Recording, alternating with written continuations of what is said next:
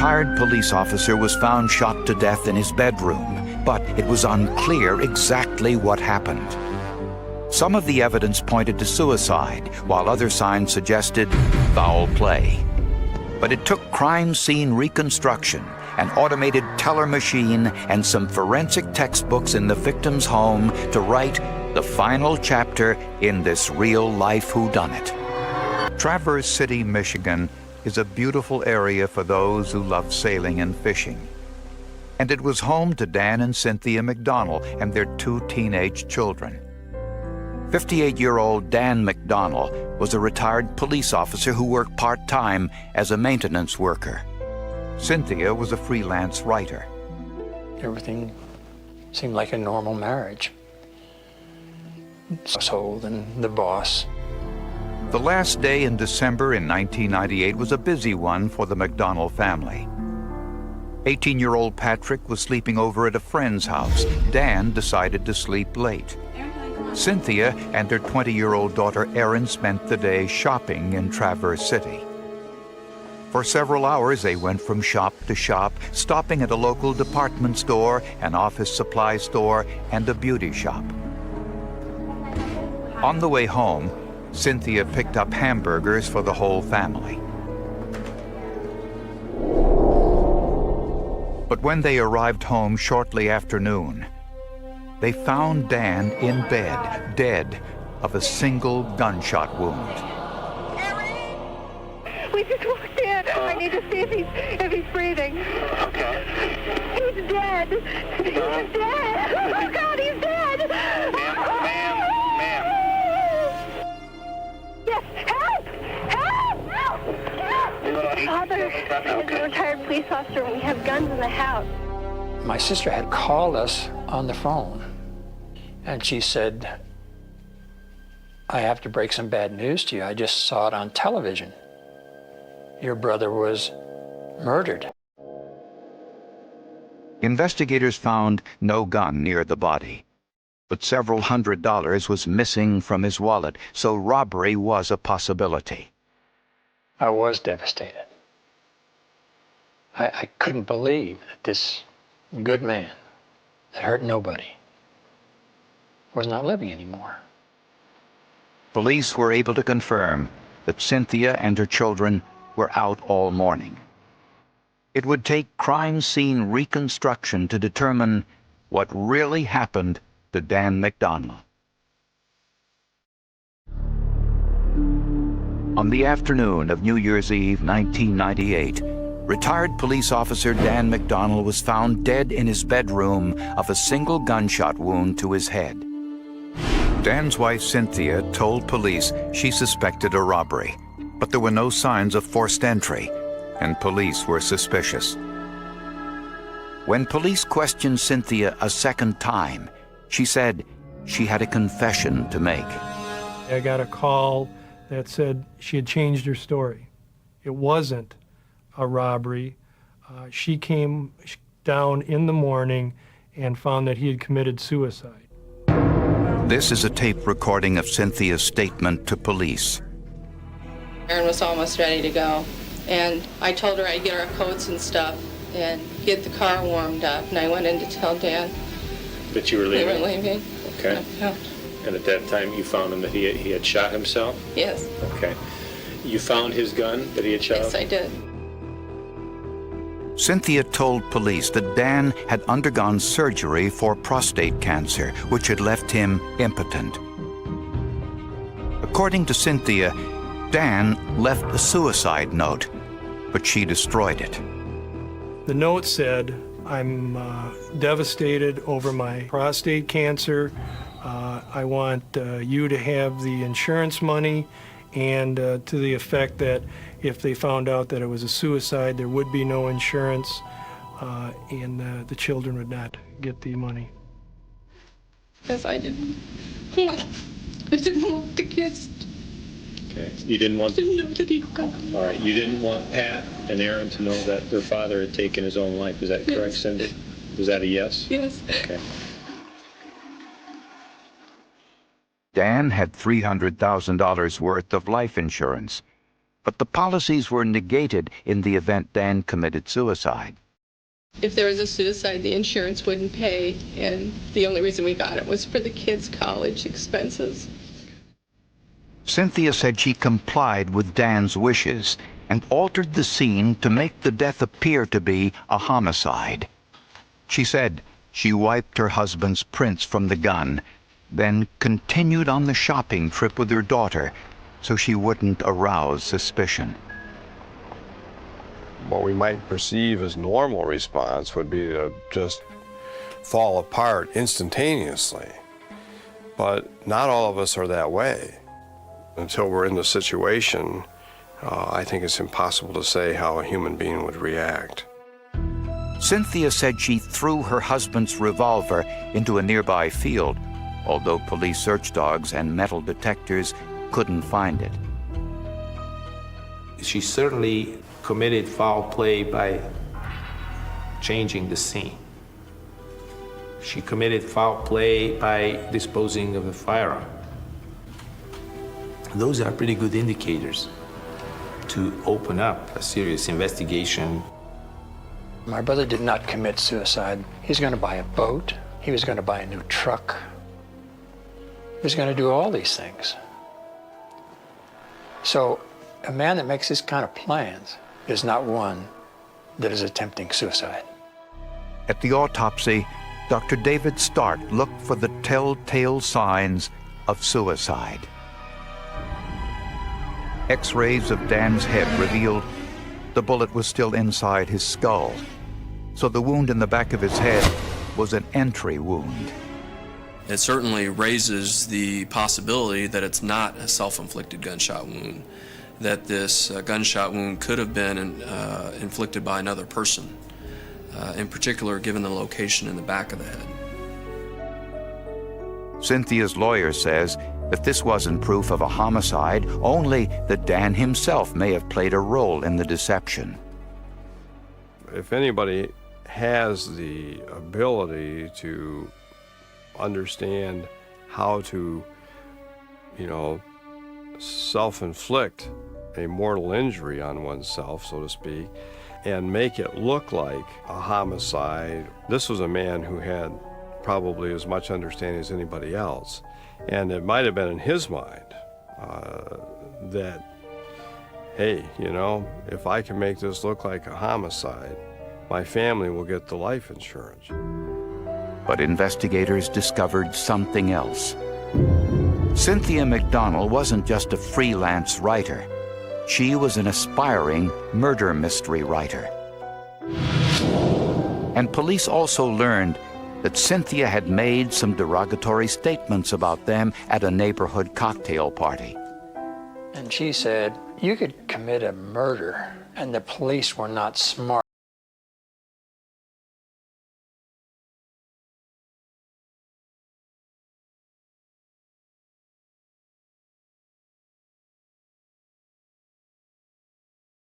A closer look at some of Cynthia's stories. Police were investigating the mysterious death of retired police officer Dan McDonald. The victim's wife, Cynthia, said her husband committed suicide, and that initially she hid that fact so the family could collect on his life insurance policy. Almost immediately, forensic experts found some inconsistencies. The X-rays show the bullet going from back to front as it goes through the brain, and from left to right as it goes through the brain. It was obvious it would have had to come from the left side, from someone who was left-handed, and the victim, Daniel, was right-handed. A suicide victim rarely shoots himself in the back of the head. There needed to be some additional investigation done, that this case very well could represent a homicide, and allowed the police to further their investigation. Investigators began their analysis by studying the blood spatter. Whenever a blood source, be it a pool of blood or be it a head, if a bullet, going through a head, that blood travels in a straight line, but it can travel in a 360-degree radius, so completely out in all directions. The blood that comes back toward the force that's being applied is what we call the back spatter. But there was no blood spatter on either of Dan's hands. Dan's left arm was clutching a pillow and tucked underneath his body. Next to his arm was a clearly defined pool of blood. This proved Dan's left arm never moved after the shooting. There was no change in the bloodstain pattern to indicate that that arm had ever been in any other position, either at the time of shooting or immediately after shooting. So it indicates that that was the position that that body was in at the time that it was shot. It would have been difficult for Dan to use his right hand to shoot himself in the left side of the head. The right hand, in order to inflict this wound, would then have to have come around the back of the head, and then being able to get the muzzle to the head, which would have to be a contortionist to do. So you have a little bit difficulty with the trajectory, but definitely it can be done.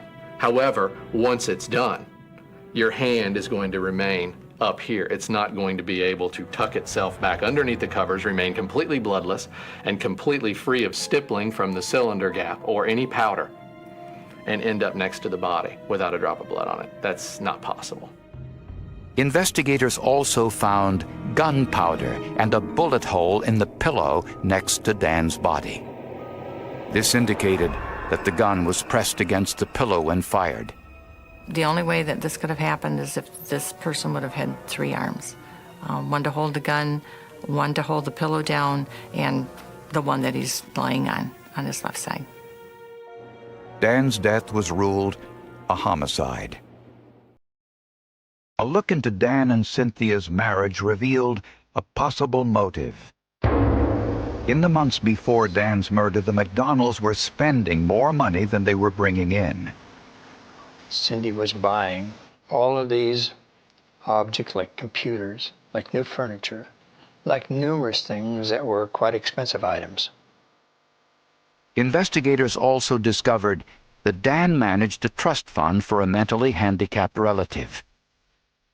In the year before Dan's death, more than $50,000 had been taken from this trust account, and the bank had been demanding answers. Bank documents showed withdrawals ranging from $200 to $1,000 almost every other day, and the fund was virtually depleted. And bank surveillance cameras identified the individual who was responsible.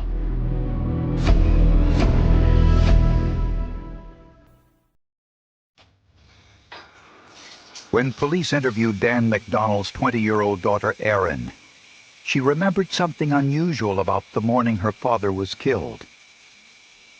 Erin places herself in the shower and explained to the investigators that her mother came in to check on her a number of times, which was out of character. Also, turned up the radio while Erin was in the shower. She told investigators that she heard what she believed to be a car backfiring or a bang. Inside the McDonald's home, police found forensic textbooks Cynthia was using in her research for a murder mystery she planned to write. With titles like Body Trauma and Armed and Dangerous, there were chapters entitled Accidental Shooting versus Suicide, Who Shot Whom, and Premeditated Domestic Killing. Prosecutors believe Cynthia consulted these books to plan what she thought would be the perfect crime. The motive was money.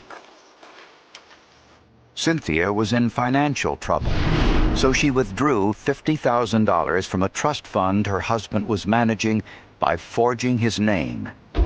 Surveillance cameras at the bank's automated teller machines proved it. The bank contacted Dan and demanded answers. Prosecutors believe Dan confronted Cynthia and told her he was going to local authorities with a plan to return the funds. But this would have cramped Cynthia's lifestyle. On New Year's Eve, while Aaron was in the shower, Cynthia went into the bathroom to turn up the volume on the radio to mask the sound of the gunshot. Prosecutors say Cynthia took Dan's service revolver and fired it into the back of his head, using the pillow to muffle the sound. She later disposed of the gun, although it has never been recovered. Cynthia then went shopping with Aaron, thinking the sales receipts would give her an alibi. Before returning home, she even stopped to buy hamburgers. She even bought one for her husband, even though she knew he was dead. It's unimaginable that she was that conniving, to think that she could get away with it. I mean, ordering your dead husband a hamburger. Cynthia McDonald was charged with first-degree murder. She pleaded not guilty. Her defense included testimony from an outside forensic expert, Dr. L.J. Dragovich, who said that it was possible Dan McDonald's death could have been suicide. Dr. Dragovich demonstrated how he thought Dan could have taken his own life and left gunpowder residue and a hole in the pillowcase. You can have the gun in your left hand and pull the trigger with your left index finger where the pillowcase is entrapped between the muzzle and the head. Dr. Dragovich also points out that gunpowder residue tests weren't conducted on Dan McDonald's hands, which might have proved he had fired the weapon. It would have made some stronger case for the prosecution. Of course, had there been positive gunpowder residue on the hands of the decedent, would have closed the case. The medical examiner says it wasn't necessary. We did not test for gunshot residue at the time of autopsy, and in my opinion, it would not have given any significance to the overall findings of the case, in that a person can be found with gunshot residue on their hands even if they're in close proximity to another person firing a gun. So that's a test that's, although often referred to, is not routinely performed. As in most cases, it's the jury's job to make the final judgment. We find the defendant guilty of first-degree murder. Members of the jury, listen to your verdict as recorded. You do say guilty of first-degree premeditated murder? Yes. Her daughter Erin told the judge to show no mercy. I don't understand why this had to happen to us. We had a good family. My father was a good man. And I thought my parents had a very loving relationship. And I ask that you give the maximum. Thank you. Cynthia McDonald was sentenced to life in prison with no possibility of parole. She continues to claim that she is innocent of killing her husband, whom she calls Mac. Mac committed suicide. I didn't kill my husband. I loved him, had nothing to gain by his death, and everything to lose. This has devastated my children, split the family apart. Cynthia is devoid of a conscience, devoid of any responsibility, and she will never admit her guilt. Cynthia is an individual that will resolve her problems, her shortcomings, by violence and murder.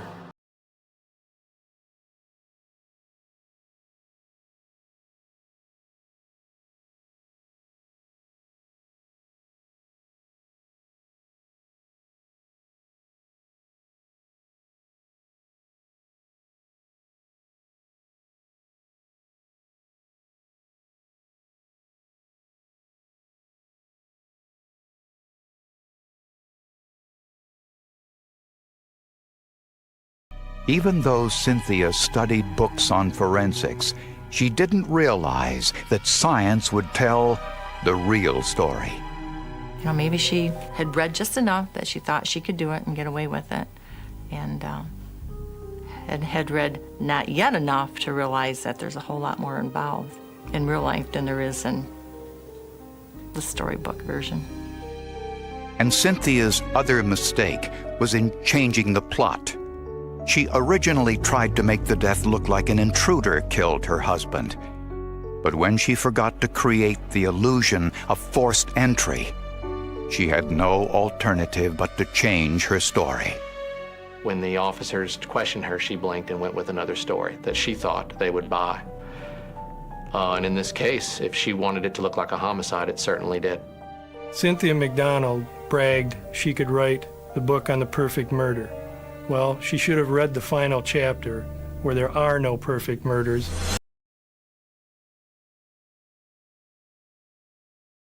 A suspicious fire swept through an apartment, killing 2 young women. The cause of the fire and the identity of the victims were unclear. But a closer look at the fire scene revealed something hidden in the ashes. Could gas chromatography, a burned pair of eyeglasses, and a half-smoked cigarette solve the case? Iowa City rushed to an apartment building engulfed in flames near the University of Iowa campus. District 1, Engine 2, you're responding as also to the structure fire. Victim, we will be removing 1 victim. When they arrived, they had fire blowing out windows and doors of the apartment building. Immediately had the opportunity and the necessity to initiate an aggressive fire attack. Just inside the entrance, firefighters found what appeared to be a body. Then, in the back bedroom, another gruesome discovery. They were unable to see, and so had to use the just feeling their way around the apartment and checking on the bed. They found the second victim.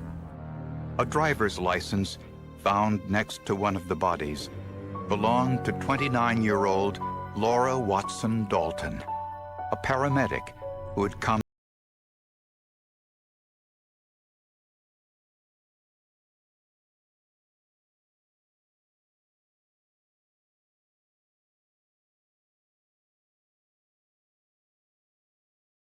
go there and visit friends.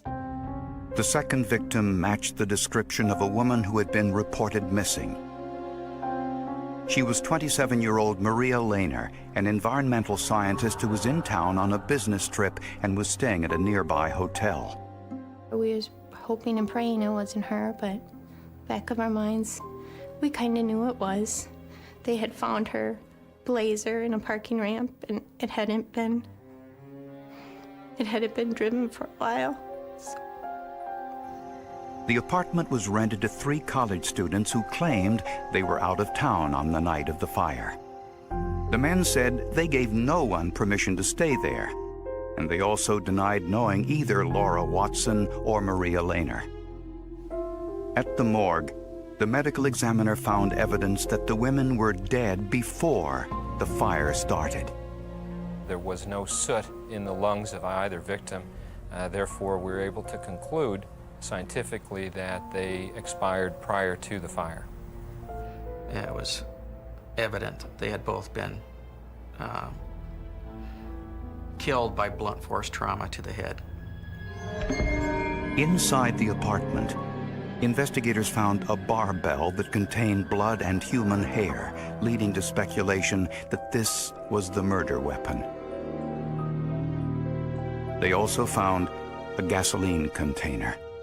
You might find gasoline cans stored, of course, in garage or utility closets, but to find a gasoline can in a hallway of an apartment, I think that would be rather odd. Investigators believed that the fire may have been intentionally set and that clues to the killer's identity could be waiting at the crime scene, hidden in the smoldering ashes. And they also wondered why these 2 women were in an apartment rented by men they'd never even met. lack of soot and smoke in the victims' lungs revealed that the two women were killed before the fire started. And when the medical examiner compared the amount of tissue damage between the two victims, he discovered something astonishing. The two victims were killed on different days. It is clear that Laura died in the late hours on Wednesday or the early morning hours on Thursday and remained in that apartment where she died, and that Maria died late Thursday night or early Friday morning in the same apartment. Laura Watson's friends told police that they last saw her in a local bar on Wednesday night, 2 nights before the fire. Laura was talking to a man sitting beside her. And someone that you've had a conversation with that's been kind of interesting asks you if you'd like to, you know, go to another party or go to another bar. Lots of people have done that, and it's a situation where most of us don't think that we're going to place ourselves in peril. Witnesses said Laura left with the man around midnight. He was described as tall, in his 20s, with unkempt brown hair and glasses. Investigators discovered the same thing happened to Maria Lehner on the following night. The owner of a different bar said he saw Maria leaving his establishment with a man matching the same description. She didn't have as good as judgment as she would have if she wasn't drinking. Maybe he said, hey, there's a party over at this place. You want to come with me? I don't think she ever did it before. I think this is one time, and it was the wrong time. Since the victims had been murdered on 2 different nights, the killer apparently had free access to the apartment and could come and go as he pleased. But the college students who rented it said they had no idea who the killer was. After the last embers were out, the Iowa Department of Criminal Investigations examined the scene for clues. Investigators noticed a hole in the outside wall of the apartment, and there was a gas container found just inside the front door. To see if an accelerant had been used, investigators placed some of the debris in an airtight container and sent it to the lab for analysis. Criminalists placed an activated charcoal strip into the can overnight, then washed it with the carbon disulfide. The vials were placed in a gas chromatograph mass spectrometer for analysis. And it will separate it out based on the physical properties and chemical properties of the components of what ignitable liquid may be in that sample. And everything flows through the instrument at a different rate, and it'll actually separate out those, and you'll see the individual components of each component of the ignitable liquid. The results were clear. Gasoline had been used to start the fire. Apparently, the gasoline vapors ignited, causing the explosion that blew through the outside wall. Investigators also discovered a matchbook in the debris. The gasoline had to be ignited by something. And so when the fire marshal collected a matchbook in or around that fire scene that was really a fresh matchbook with only one match missing. The fire had destroyed any prints that might have been on the matchbook. Steve Duffy looked through all of the photos taken at the fire scene, searching for items that may have been overlooked. In one of the photographs, he noticed something that looked like a pair of eyeglasses. When he returned to the apartment, they were still there. They were very obviously prescription eyeglasses, and I hoped that I could go back through those prescriptions to find the owners. None of the tenants or victims owned the glasses. Duffy also found a cigarette butt, still very much intact. This cigarette had been smoked, had not been put out, had not been stomped out on the floor. In other words, it was still burning when it hit the carpet. Investigators suspected that the perpetrator lit a cigarette, then started to pour the gasoline throughout the apartment. At some point, his cigarette probably ignited the gases. He received a burn on his nose. He either swatted at his face and knocked his glasses off, or the glasses fell off his face and the cigarette flew out of his mouth. Now investigators were looking for a tall, unkempt man who smoked cigarettes and possibly had a burned face. He may also have been missing his eyeglasses.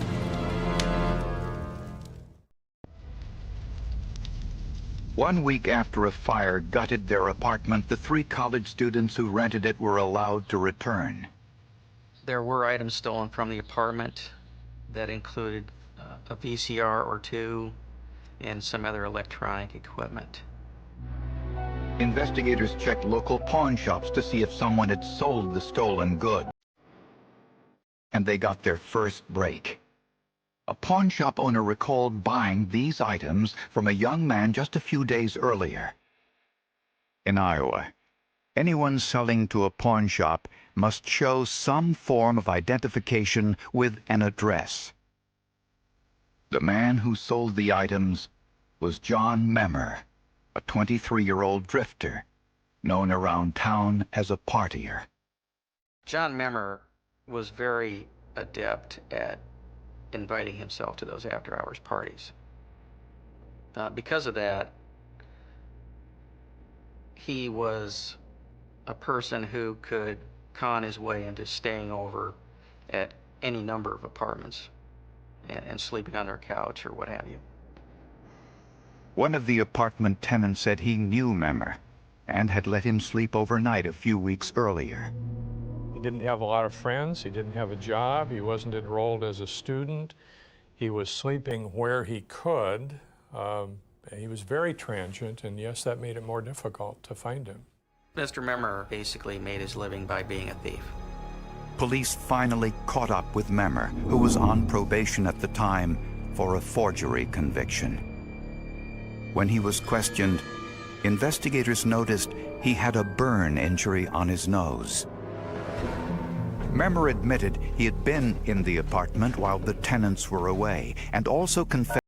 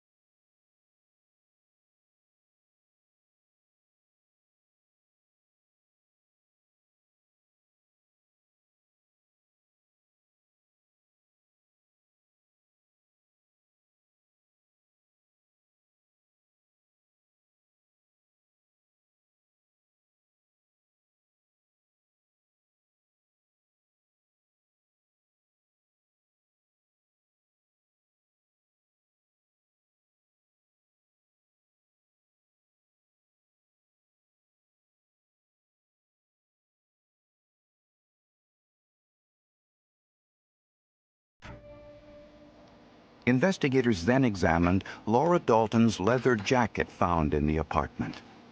Somebody came up and said, you know, well, we have this jacket. Why don't you go ahead and look at the jacket? Maybe there's a print on a button, a snap or something. Criminalist Bessman checked the jacket under a high-intensity light. No prints were found. Then he placed the jacket in a special cabinet with a small container of cyanoacrylate, a compound found in superglue.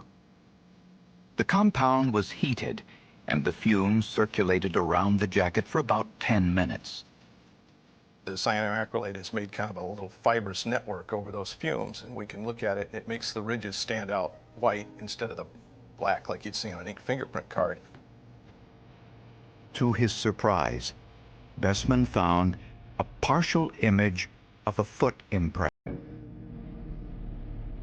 The print was dyed to fluoresce under forensic lighting.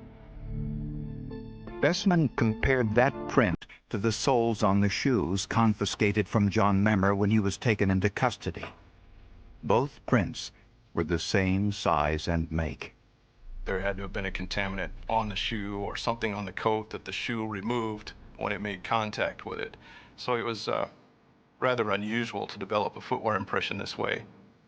And there was something else on the shoe. A tiny piece of evidence that would tell investigators exactly what happened to Laura Dalton and Maria Lehner.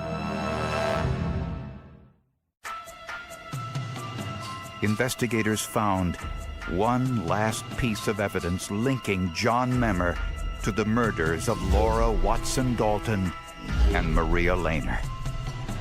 It was a tiny piece of material on Memmer's shoes. On the side of the sole, about the size of a pinhead, kind of a reddish-brown stain that I believe might have been blood. The stain was lifted using sterile water, then tested using DNA analysis. The DNA from the blood on the shoe matched the DNA sample from Maria Lehner. It just made it just more sad because you kind of knew what he had to do to get blood on his shoes. That was critical. It showed that John Memmer had been in contact with Maria Lehner, even though he denied it, and that at some point he was with Maria Lehner when she was bleeding. John Memmer was charged with first-degree murder. We had other forensic evidence, the jacket, the footwear analysis, the eyeglasses, but it was the DNA analysis that found Maria's blood on Memmer's shoe that was the final straw that let us go forward. Prosecutors believe John Memmer broke into the apartment when he knew the tenants were out of town. How he lured Laura Dalton to the apartment on Wednesday evening isn't clear, but prosecutors believe Memmer may have made a sexual advance, which was rejected.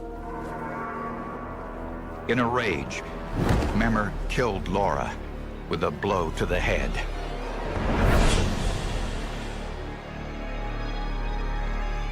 On Thursday night, Memmer probably lured Maria Lehner to the apartment the same way, and when she too rejected him, he killed her as well. On Friday, after stealing the television and stereo, Memmer decided to destroy all possible evidence that he had been there. He lit a single match for his cigarette, then set about the process of pouring gasoline throughout the apartment. But he made a mistake. The gasoline caused fumes to build in the small apartment, and his cigarette caused the explosion. It knocked his glasses off, burned his nose, and the cigarette butt and matches went flying. That was probably John Memmer's downfall, was his smoking the cigarette, because he left behind valuable evidence and nearly killed himself. A waste. He's a waste of a human being. Soulless. I don't think probably ever contributed anything, and probably has spent all of his life using people and taking. At the trial, It wasn't just the forensic evidence that made an impression on the jury. Memmer was sporting a new tattoo as he sat at the defense table. In the gang world, a tattoo of a teardrop signifies you've murdered someone. In this case, that was significant because John Memmer did not want one teardrop at the corner of his eye, but he wanted two. Talk about not very smart. Going to the trial with those on his eyes, and the jury can see it easily. When I questioned him about that at trial, he claimed they were for two friends of his that had died in an automobile accident. But I think that was pretty powerful, damning evidence. In truth, in the aggregate, it was a small piece of circumstantial evidence, but it was an interesting addition to the totality of the case. John Memmer was convicted of 2 counts of first-degree murder and was sentenced to life in prison. Maria Lehner's family says it's ironic that science helped find her killer. She was a biology major. She loved science. So knowing that the blood on the shoe and all the other forensic evidence was what put him away, I'm sure she would have thought that was pretty cool. There is no such thing as a perfect crime. There's always evidence left. It's there for the people who look. This was where the evidence led, and it pointed to Mr. Memmer. He received 2 life sentences. John Memmer will obviously serve one of his life sentences here on this earth. If I was John Memmer, I would be worrying about where I'm going to spend that second life sentence. It may be a lot hotter there than the fire that he started.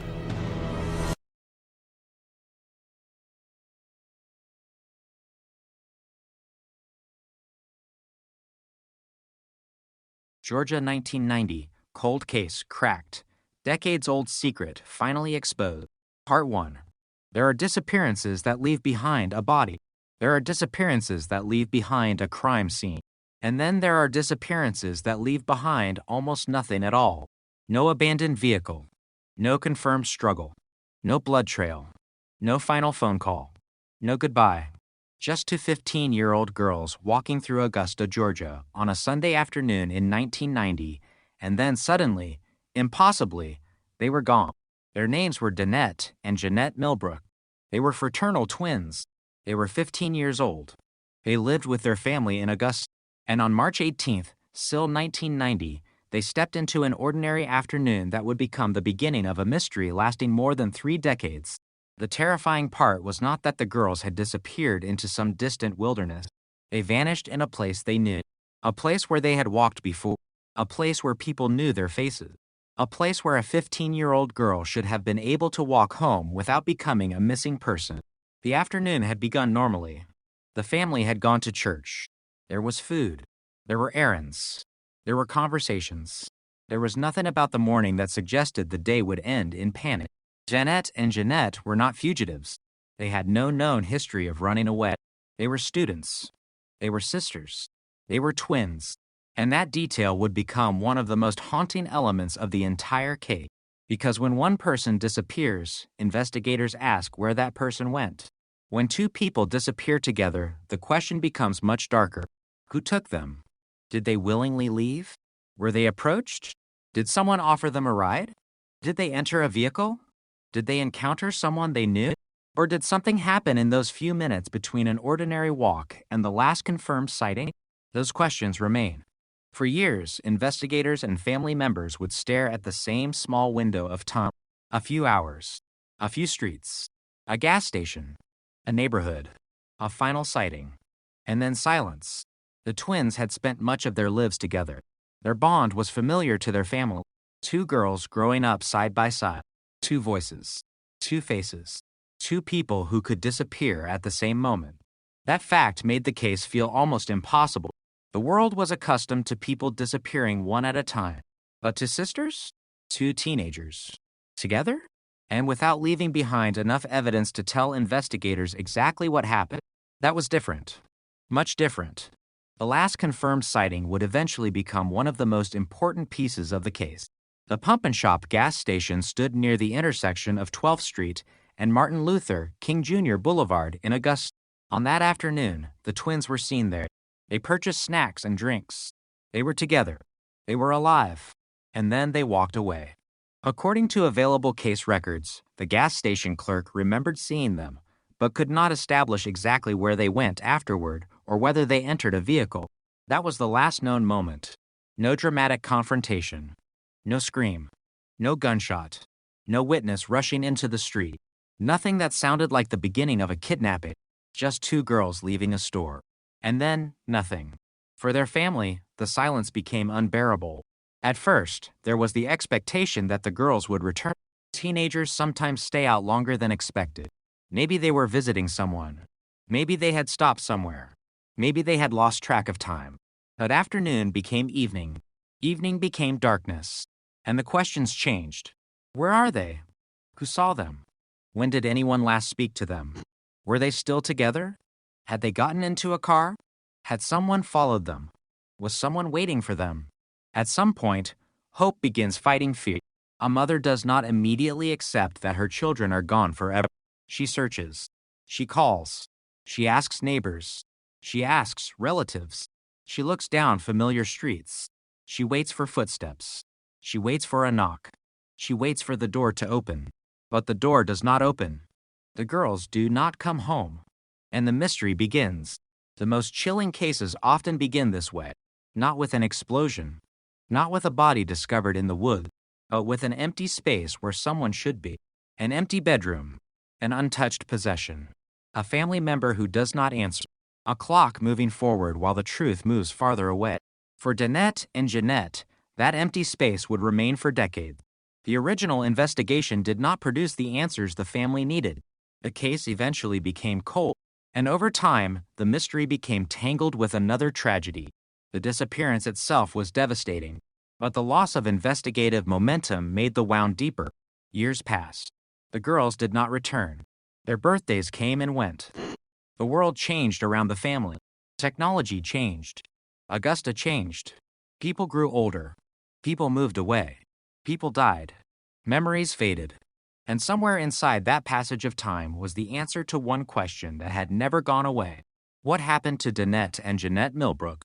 For the family, the answer was never simply a matter of solving a police file. It was about finding two daughters, two sisters, two people whose lives had been interrupted in a single afternoon. Today, the official missing person information still identifies both women as missing from Augusta since March 18, SIL 1990. The National Center for Missing and Exploited Children continues to list them, with age-progressed images showing what they might look like decades later. That means something extraordinary. The photographs from 1990 are frozen, but the women themselves, if alive, would have aged. The teenagers in those photographs would now be adults in their 50s. The girls who once walked through Augusta would have lived entire lives that their family never got to see. Graduations, jobs, relationships, birthdays, ordinary mornings, ordinary nights. Every possibility remains trapped behind the same unanswered question. Where did they go? And somewhere beneath that question is another. What was the last thing they saw? The last voice they heard? The last road they walked? The last person who looked directly at them? Because every missing person case has a final moment.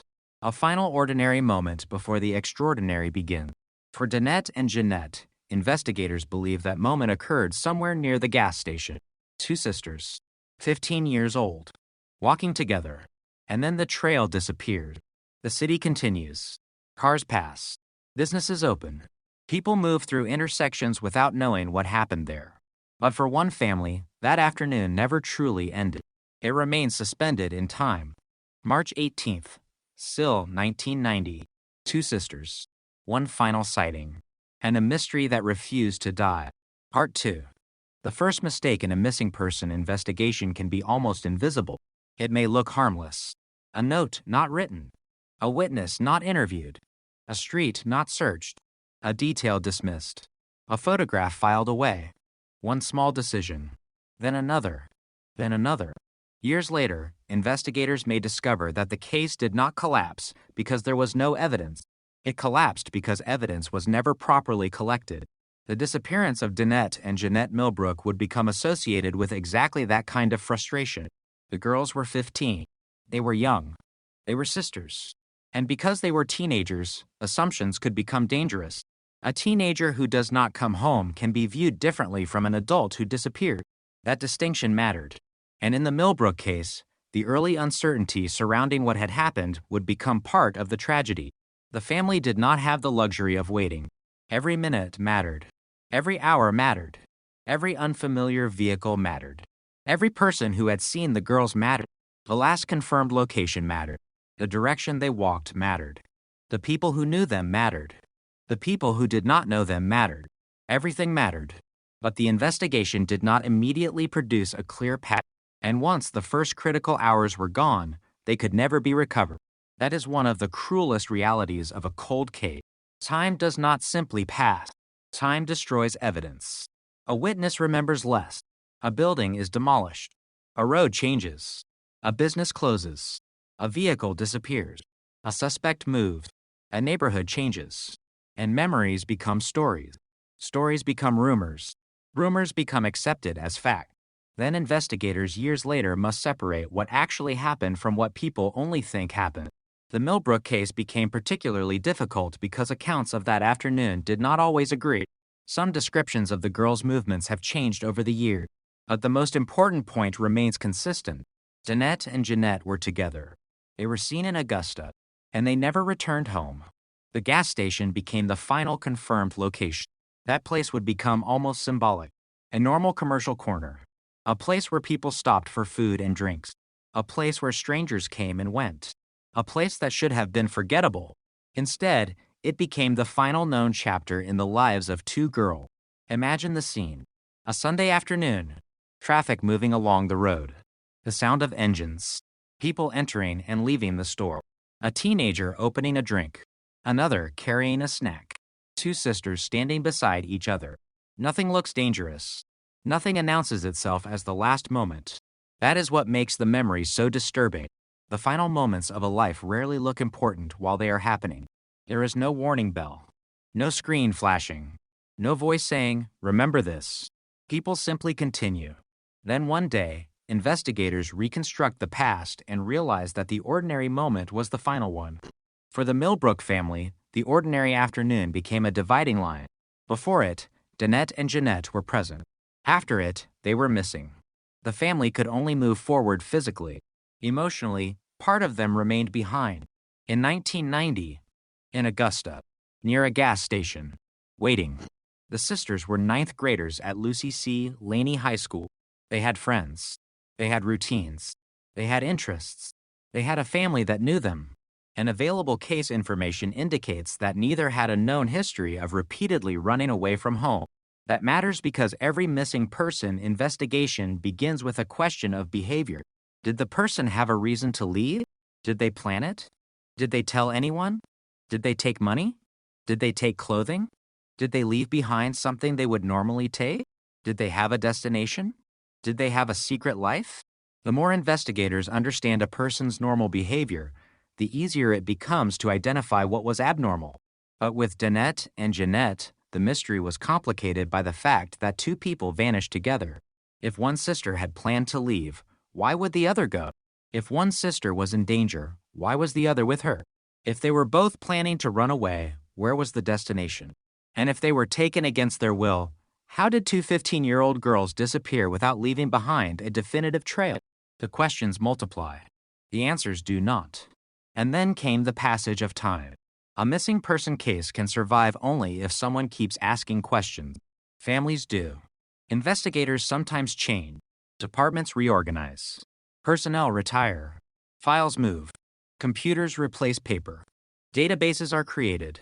Old information becomes difficult to locate.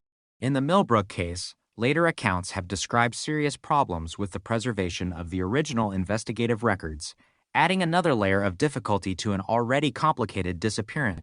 Imagine being a family member decades later and hearing that some of the information from the original investigation cannot be found.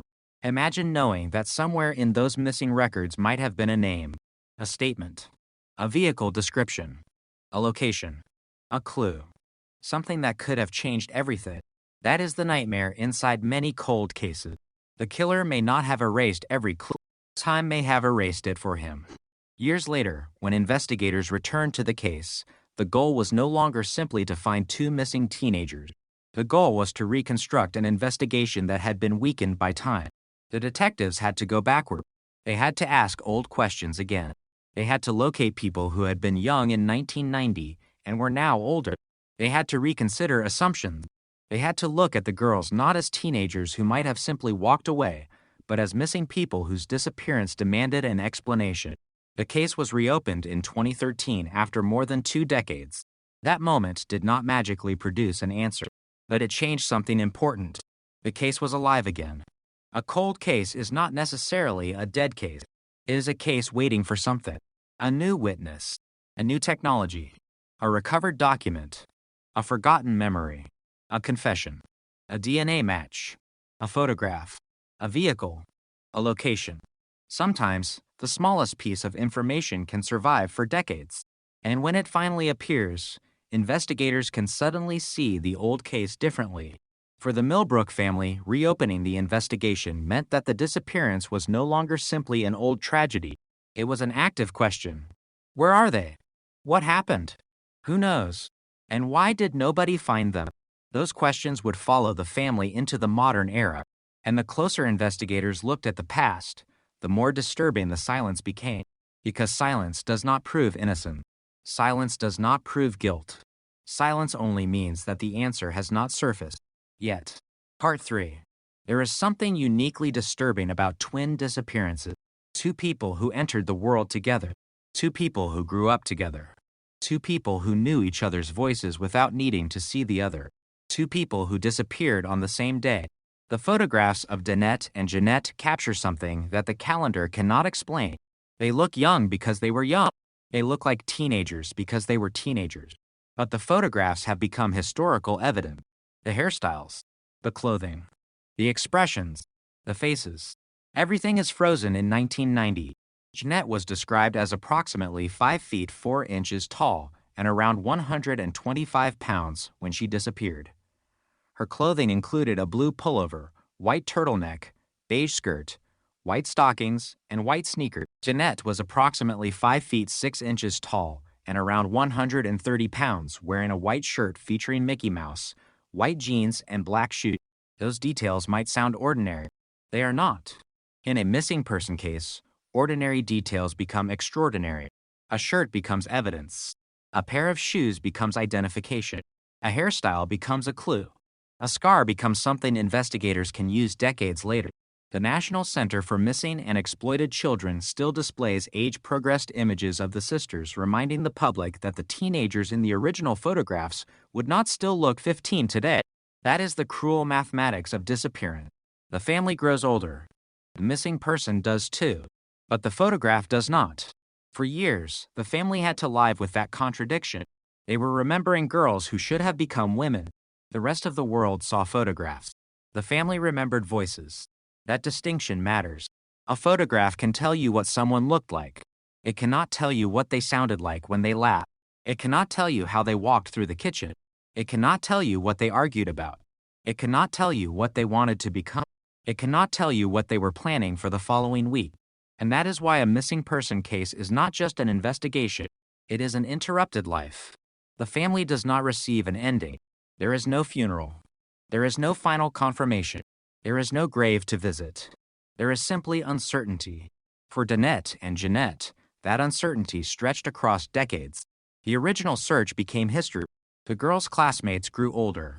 Their teachers grew older. Neighbors moved. Buildings changed. The city changed.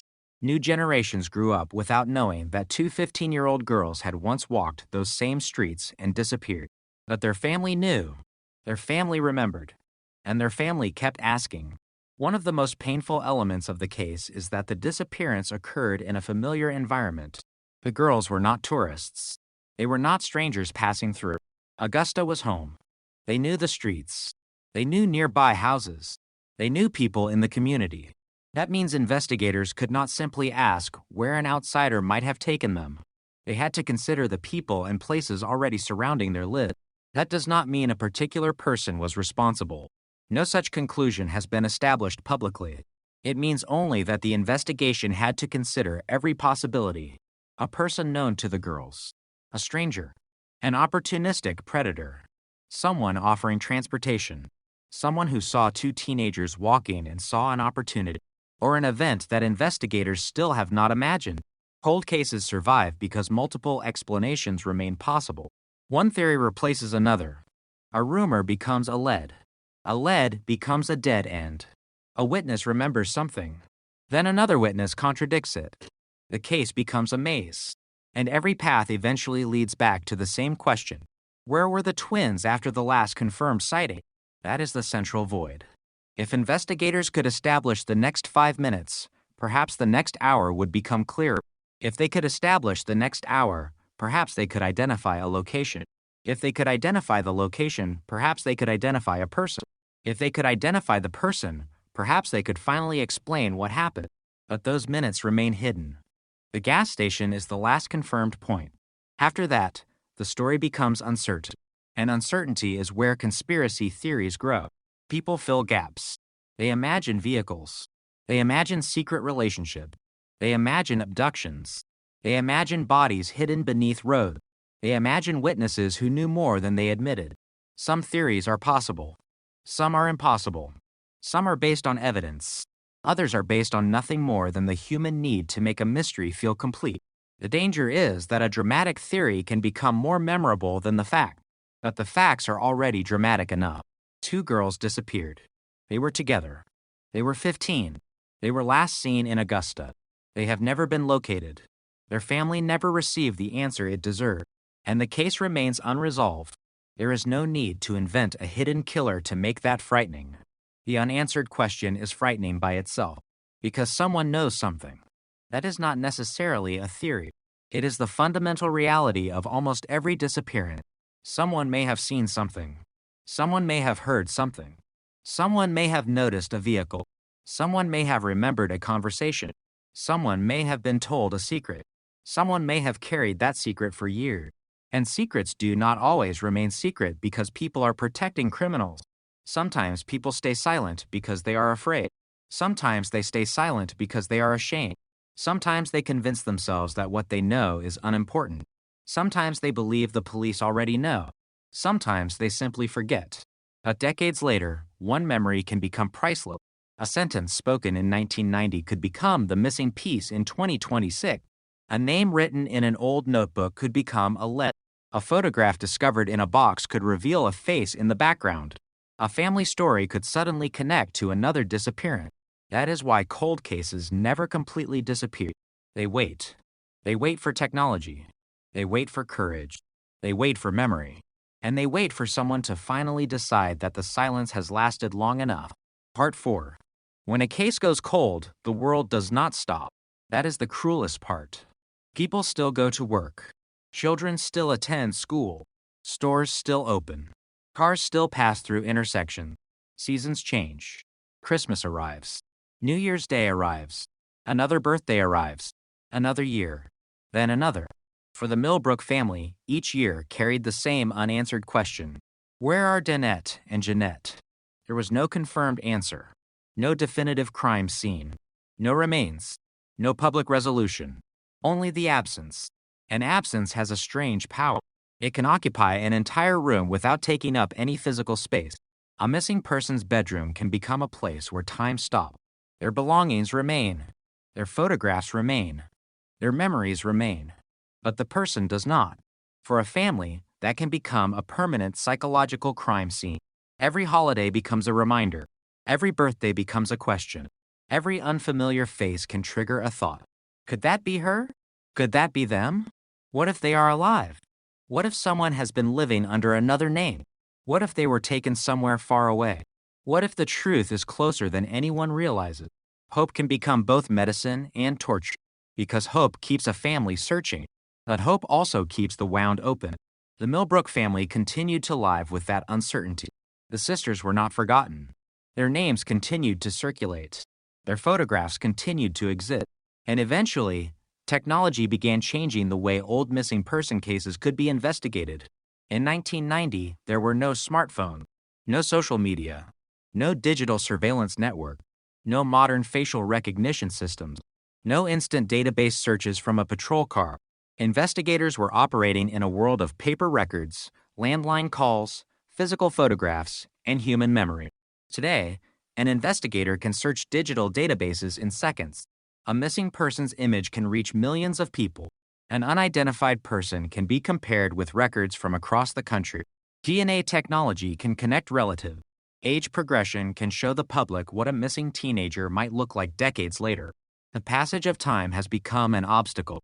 But technology has also become a weapon against time. That is why cold case investigators continue to revisit old disappearances. Not because the past has changed, because the tools have. The Millbrook case eventually received renewed attention. When authorities reopened the investigation in 2013, more than 20 years had passed since the twins disappeared. 23 years. Think about that. A child who was 15 in 1990 would be 38 in 2013. The world of the girl's disappearance had already become a different world. The investigators who first encountered the case were older. Some may have retired. Some witnesses may have moved. Some may have died. Buildings could have been demolished. Businesses replaced. Roads changed. But the girls were still missing. That is when the cold case becomes almost archaeological. Investigators are digging through the past. They are reconstructing a world that no longer exists exactly as it did. The question is no longer only, what happened? It is also, what did people know back then? And, why did they remember it differently? A witness who was 20 in 1990 might be in their 50s now. A teenager who saw something could now have grandchildren. A neighbor who noticed a suspicious vehicle may have forgotten the license plate but remembered the color. A person who once dismissed an odd conversation might suddenly realize it's important.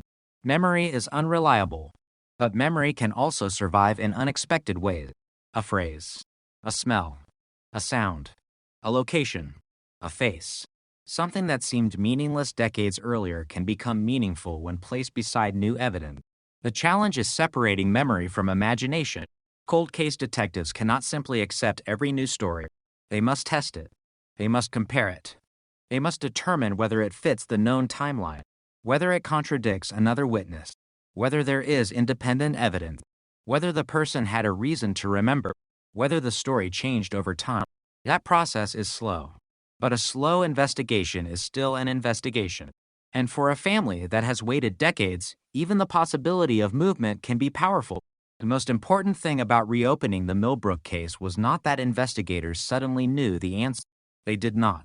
It was that the disappearance was being treated again as a question that deserved an answer. That distinction matters. For years, a missing teenager can become a name in an old file, a photograph, a number, a date. But behind that file are two human beings. Jeanette, 15 years old, sisters, daughters, family members, people with futures, people who should have grown older in front of the people who loved them. Instead, the family had to imagine those futures. What would they look like? What would they sound like? Would they have children? Would they have careers? Would they have moved away? Would they have stayed in Augusta? Would they still be close? Would they still recognize each other instantly? Those questions may never have answers, but they are part of the emotional reality of a missing person case. The public often wants the mystery. The family wants the person. That difference should never be forgotten. A headline can say, cold case. A documentary can say, mystery. A video can say, shocking disappearance. But for the people who love the missing, it is not entertainment. It is an unfinished life. And that is why the Millbrook case remains haunting. Not because of a dramatic crime scene, not because of a confirmed killer, but because the story simply stopped. The sisters walk away from a gas station. Then nothing. The silence begins. And the silence lasts. Part 5. Years after the disappearance, the original afternoon began to feel less like a day and more like a puzzle. Every known movement had to be examined. Every location had to be reconsidered. The family, the neighborhood, the gas station, the roads, the people who knew the sisters, the people who might have seen them, the people who might have seen someone else, and the spaces between those points. Because the most important clue in a disappearance is often not where someone was. It is where they were supposed to be next. The twins were expected to return. They did not. That simple fact creates the central mystery. Something interrupted the expected journey. But what? A voluntary decision? A forced encounter? A ride? A deception? An accident? A meeting with someone? There is no public evidence establishing one definitive explanation, and that uncertainty must remain. Because when a real family has spent decades searching for answers, inventing certainty is another form of injustice. The truth may be horrifying. It may be heartbreaking. It may even be something nobody has considered. But until evidence proves it, it remains unknown. The disappearance of the Millbrook sisters has generated many theories over the years. Some people have focused on the possibility of abduction. Others have wondered whether someone familiar to the girls was involved. Some have questioned whether the original investigation was too quick to consider the girls runaways. The problem is that theories can multiply faster than evidence. One rumor can become 10. 10 become 100. And eventually, the public begins to remember theories as fact. That is dangerous. The only responsible path through a cold case is to return to what can actually be established. The twins were 15. They were together. They were in Augusta. They were seen at the pumpkin shop. They did not return home. They were never found. Those are the pillars. Everything else must be tested against them. The last sighting is especially important because it creates a boundary. Before the sighting, the investigators have more information. After it, the information collapses. That means the final confirmed location becomes a doorway. Something happened after they left. The question is what? Did they continue walking? Did someone approach them? Did they meet another person? Did they get into a vehicle? If they entered a vehicle, who was driving? Why did no one clearly remember? If they continued on foot, where did they go? Why were there no later confirmed sightings? The answers may be buried in the years. Maybe someone remembers a car. Maybe someone remembers a conversation. Maybe someone remembers seeing two girls. Maybe someone remembers hearing about the disappearance and realizing much later that they had seen something. The tragedy of time is that people often do not understand the importance of what they witness until years later. Imagine seeing two teenagers on a sidewalk. You do not know they are missing. You do not know their faces will appear on posters. You do not know their names will become part of a national missing person database. You simply see two girls. Then you drive away. 30 years later, you learn that those girls disappeared. Suddenly, that ordinary moment becomes extraordinary. But memory does not work like a recorder. It changes. It compresses. It fills gaps. It loses details. That is why investigators need corroboration. A witness can remember the truth incorrectly. Another witness can remember a detail correctly. Two imperfect memories can sometimes create a clearer picture. That is the challenge. And it is also the possibility. Because cold cases are sometimes solved not by one spectacular discovery, but by small pieces finally fitting together. A forgotten document. A new DNA comparison. A family member who speaks. A person who finally decides to tell investigators what they know. A database match. A piece of evidence that was stored for years and suddenly becomes testable. That is why the word cold can be misleading. Cold does not mean frozen forever. It means inactive. It means the investigation has lost momentum. But momentum can return. The Millbrook case itself demonstrated that. After decades, investigators reopened the case. The family provided DNA samples as part of renewed investigative effort. Technology had changed. The girls had not been forgotten, and the case could once again be examined through modern eyes. That does not guarantee a resolution. DNA does not automatically solve every disappearance. A database cannot identify what was never recorded. A photograph cannot reveal what happened behind a closed door. But modern tools can create opportunities that investigators in 1990 simply did not have. And that is where the case enters its most unsettling phase. Because once a cold case is reopened, every possibility becomes uncomfortable. What if the answer has been sitting somewhere all along? What if someone has known? What if evidence exists but has never been recognized? What if the person responsible died years ago? What if the person responsible is still alive? What if someone who knows the truth is living quietly in another state? What if the twins themselves were alive somewhere? The human mind wants to choose one. But a responsible investigation must tolerate uncertainty. That is the difference between storytelling and investigation. A storyteller can create an ending. A detective must earn one. And in this case, the ending has not been earned. Not yet. That is why the title of this story carries a strange irony. Cold case cracked. Secret finally exposed. Those words sound definitive. But the real case remains unresolved. The true shock is not that a secret has been proven. The true shock is that after all these years, the secret is still hidden. 2 girls disappeared in 1990. Their family kept searching. Investigators returned. Technology advanced. The world moved forward. But the central question stayed exactly where it had been. Where are Danette and Jeanette Millbrook? Part 6. A passage of 30 years changes almost everything except the original fact. The girls disappeared. That fact does not age. It remains exactly the same. March 18th. Still 1990.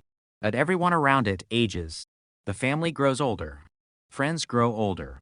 Witnesses grow older. Investigators grow older. Even the city changes. The streets where the girls once walked may not look the same. The businesses may have different names. The buildings may have been replaced. A location that once seemed ordinary may no longer exist. And yet, the memory remains attached to the old geography. That is one reason cold case investigators often return to the physical scene. A map can show roads. A photograph can show buildings. But walking the route can reveal something else. Distance, visibility, traffic, sight lines, where a person could stand, where a vehicle could stop, where someone could wait without being noticed, where a witness might have been, where a missing person might have turned. The geography of a disappearance can be as important as the timeline. The Millbrook case has one especially important geographic fact. The girls disappeared in an urban environment.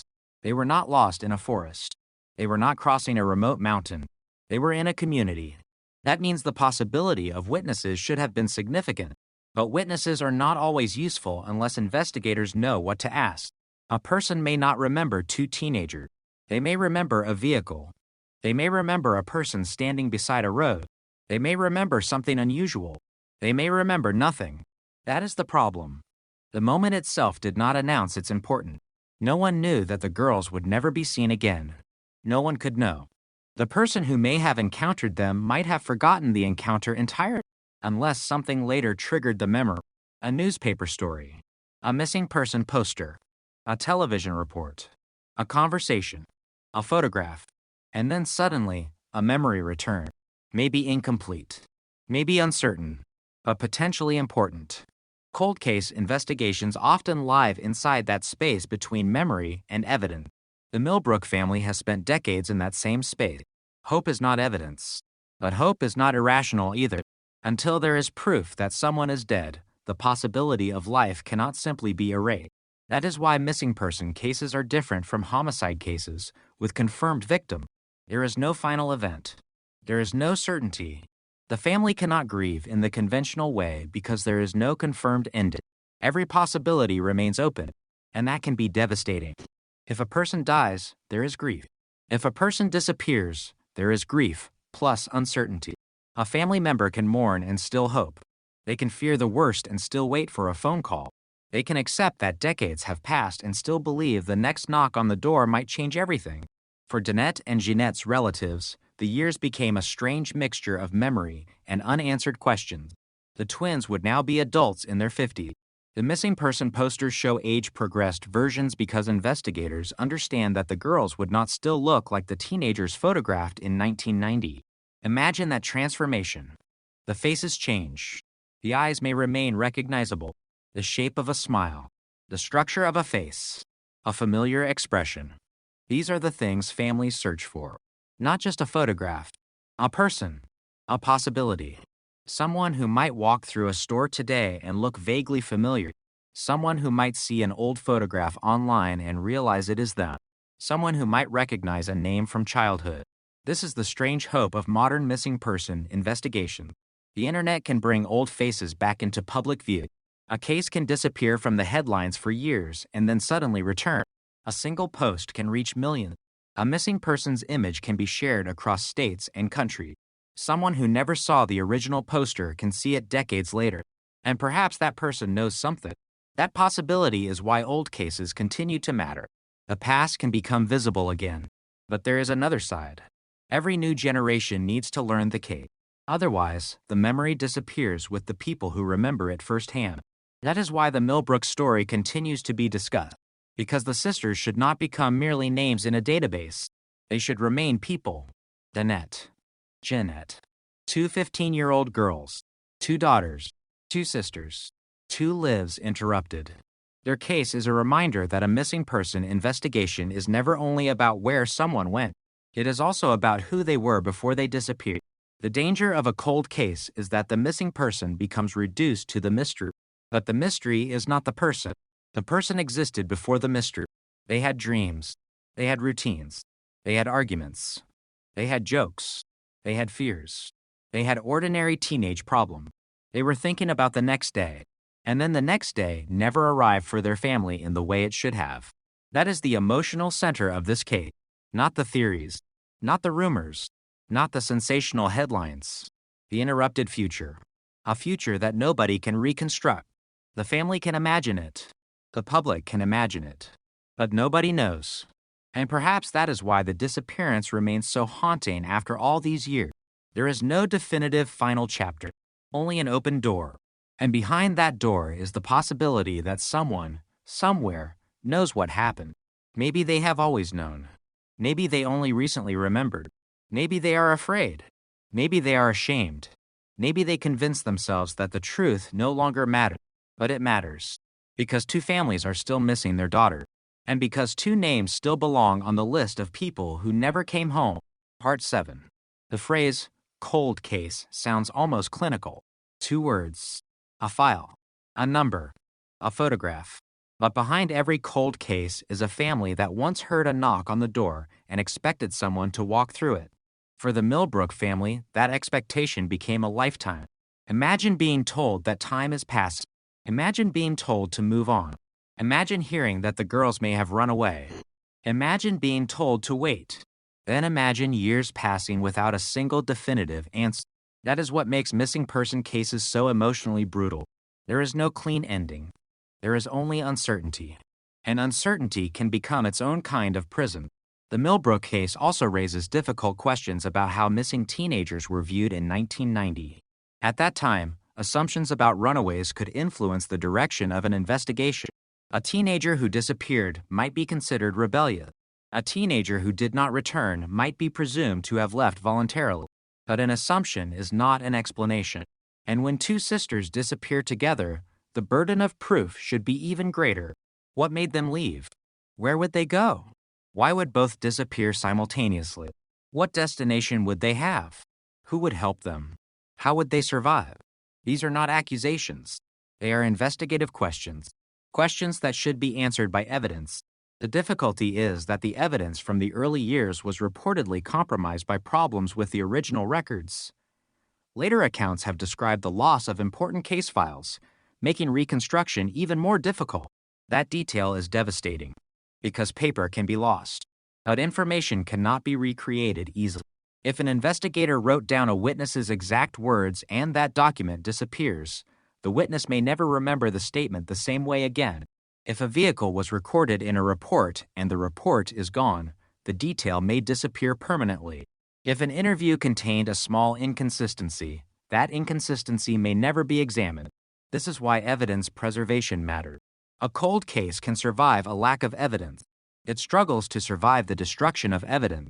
And yet the Millbrook story did survive. The family kept the names alive. The photographs remained. The case was eventually reopened. The missing person records continued to exist. Modern investigators had something to work with. Not enough for a resolution, but enough to keep searching. That is an important distinction. A case can be unsolved without being hopeless. There are cases that remain open for 50 years and then suddenly break because of one piece of evidence. A person confesses. A relative reveals something. DNA produces a match. Remains are found. A witness changes their story. A new detective sees something everyone else missed. The past does not change. The interpretation does. That is the power of a cold case. The old evidence can be viewed through new eyes. And sometimes the smallest contradiction becomes enormous. Why did someone say one thing in 1990 and another decades later? Why was a particular vehicle mentioned? Why did someone remember the girls being somewhere else? Why did the original investigation reach a certain conclusion? Why did the case later need to be reopened? Those questions do not automatically reveal guilt, but they reveal where investigators should look. The danger is that a cold case can become overloaded with theory. Every unexplained detail becomes suspicious. Every person becomes a suspect. Every coincidence becomes a clue. That is not how truth is found. Truth requires verification. If a theory cannot survive evidence, it must be discarded. If a witness cannot be corroborated, the information must be treated cautiously. If a rumor has no source, it remains a rumor. This case demands that discipline because the people involved are real. Danette and Jeanette were real. Their family is real. Their disappearance is real. Their pain is real. The mystery is not a fictional puzzle created for entertainment. It is an unresolved event that changed real lives. That is why the most powerful part of the story is not a fabricated secret. It is the secret that genuinely remains unknown. Somewhere between the last confirmed sighting and the next moment, the sisters disappeared. That gap is the story. Everything else is an attempt to close it. For more than 3 decades, investigators have had to work against the same enemy: time. Time changes people. Time changes memories. Time destroys physical evidence. Time allows people to relocate. Time creates distance. And time can make a crime seem impossible to solve. But time also creates something unexpected: perspective. People who were silent at 20 may speak at 50. People who were afraid at 30 may find courage at 60. People who dismissed a detail may finally understand its significance. A person who knew the girls may remember a conversation they had forgotten. That is why families of missing people often continue to ask for information long after the public loses interest. They understand something the public does not. A case does not become less important because it is old. The family does not wake up one morning and stop missing someone because 30 years have passed. The date changes. The pain does not. And that is the reality behind the Millbrook cold case. A Sunday afternoon became a lifetime of uncertainty. The girls walked away. The world kept moving. But their family remained tied to that moment, waiting for an answer, waiting for a phone call, waiting for a knock, waiting for someone to finally say the words every family wants to hear. We found them. Those words have not come. Not yet. Part 8. There is a moment in every cold case when the investigation stops being about what happened yesterday and becomes about what might still be possible today. For the Millbrook sisters, that moment came when investigators returned to the case decades later. The girls were no longer teenagers. The witnesses were no longer young. The city was different. Technology was different. But the disappearance remained. The case had survived. That alone was significant. The family had survived too. They continued to search. They continued to talk. They continued to keep the names alive. And as the case was revisited, the old questions returned. What happened after the gas station? Was there a vehicle? Did someone approach them? Did they walk away together? Did someone lure them somewhere? Did someone force them? Did they meet someone they trusted? Did they leave voluntarily? Was there a connection to another crime? Every possibility had to be considered. None could be treated as proven without evidence. That is where the case becomes difficult. The public wants a villain. Investigators need facts. A dramatic theory can spread in minutes. A verified fact can take years. The difference is enormous. In the modern era, the sisters' images can be age progressed. Their missing person records can be shared online. Their names can appear in digital databases. Their information can reach people who were not even born when they disappeared. That creates a new possibility. Someone who sees the sisters' photographs today may recognize them. Someone may know a woman who looks like one of the age-progressed images. Someone may remember a childhood friend. Someone may remember hearing a story from a parent. The internet turns memory into a network. But the network is only useful if someone speaks. And speaking can be difficult. People fear consequences. People fear being wrong. People fear the police. People fear exposing family secrets. People fear destroying relationships. Sometimes the person who knows something is not a criminal. They may simply be someone who was told something years ago. They may not know whether it was true. They may have forgotten the details. They may think it is too late. But in a missing person case, too late is a dangerous phrase. There is almost always value in information. A small detail can eliminate a theory. A seemingly irrelevant fact can establish a timeline. A name can lead to another name. A location can lead to another location. A photograph can reveal a connection. And sometimes the answer is not hidden in one huge secret. It is hidden in hundreds of small facts. The challenge is assembling them. For investigators, that means reconstructing the lives of two girls, not simply their disappearance, their entire world, their school, their family, their friends, their routines, their habits, their relationships, their neighborhood, their fears, their plans, because understanding a person can reveal what would have been unusual for them. If the twins always stayed together, that mattered. If they were expected home, that mattered. If they knew the neighborhood, that mattered. If they had no known pattern of running away, that mattered. If they disappeared simultaneously, that mattered. Each fact narrows the possibilities, but none alone solves the case. That is what makes cold cases so frustrating. The truth can be surrounded by evidence without being visible. Imagine a photograph with hundreds of pixels. Every pixel is real, but the image is meaningless until they are arranged correctly. The Millbrook case is like that. Every known fact is a pixel. The last sighting, the family, the timeline, the neighborhood, the gas station, the investigation, the missing records, the reopening, the modern technology, the unanswered questions. Somewhere among those pieces may be an image. The challenge is finding it. And there is another haunting possibility. The answer may already exist. Someone may have told the truth. Maybe nobody believed them. Maybe the information was dismissed. Maybe the information was lost. Maybe the person who knew has died. Maybe the person who knows is still alive. That possibility is why cold case detectives never completely surrender. The evidence may be dormant, but dormant is not destroyed. A case can be quiet for years and suddenly become active. That is the hope, not certainty. Hope. For the Millbrook family, hope has been one of the few things that time could not completely destroy. Because if they stop asking, the disappearance becomes permanent in a different way. The girls would still be missing, but the public would stop looking. The names would fade. The photographs would disappear. And eventually, the case could become a footnote. The family refused to let that happen. The sisters remained visible. Their photographs remained. Their names remained. The story remained. And every time the case is discussed, the question returned. Where are Danette and Jeanette Millbrook? The question has traveled through 3 decades. It has crossed from newspapers to television, from paper files to digital databases, from one generation to another.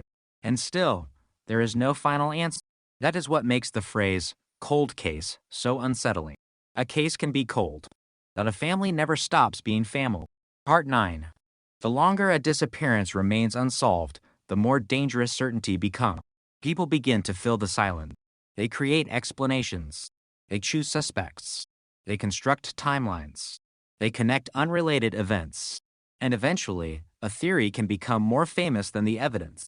The Millbrook case has endured decades of speculation. But speculation is not resolution. There is no publicly established perpetrator. There is no confirmed location where the sisters were taken. There are no publicly confirmed remains. There is no verified confession that explains their disappearance. That means the central mystery remains open. And that open mystery is precisely what makes the case so haunting. The girls did not vanish in a way that provided investigators with a clean narrative. There was no obvious final scene. The last known location did not explain the next one.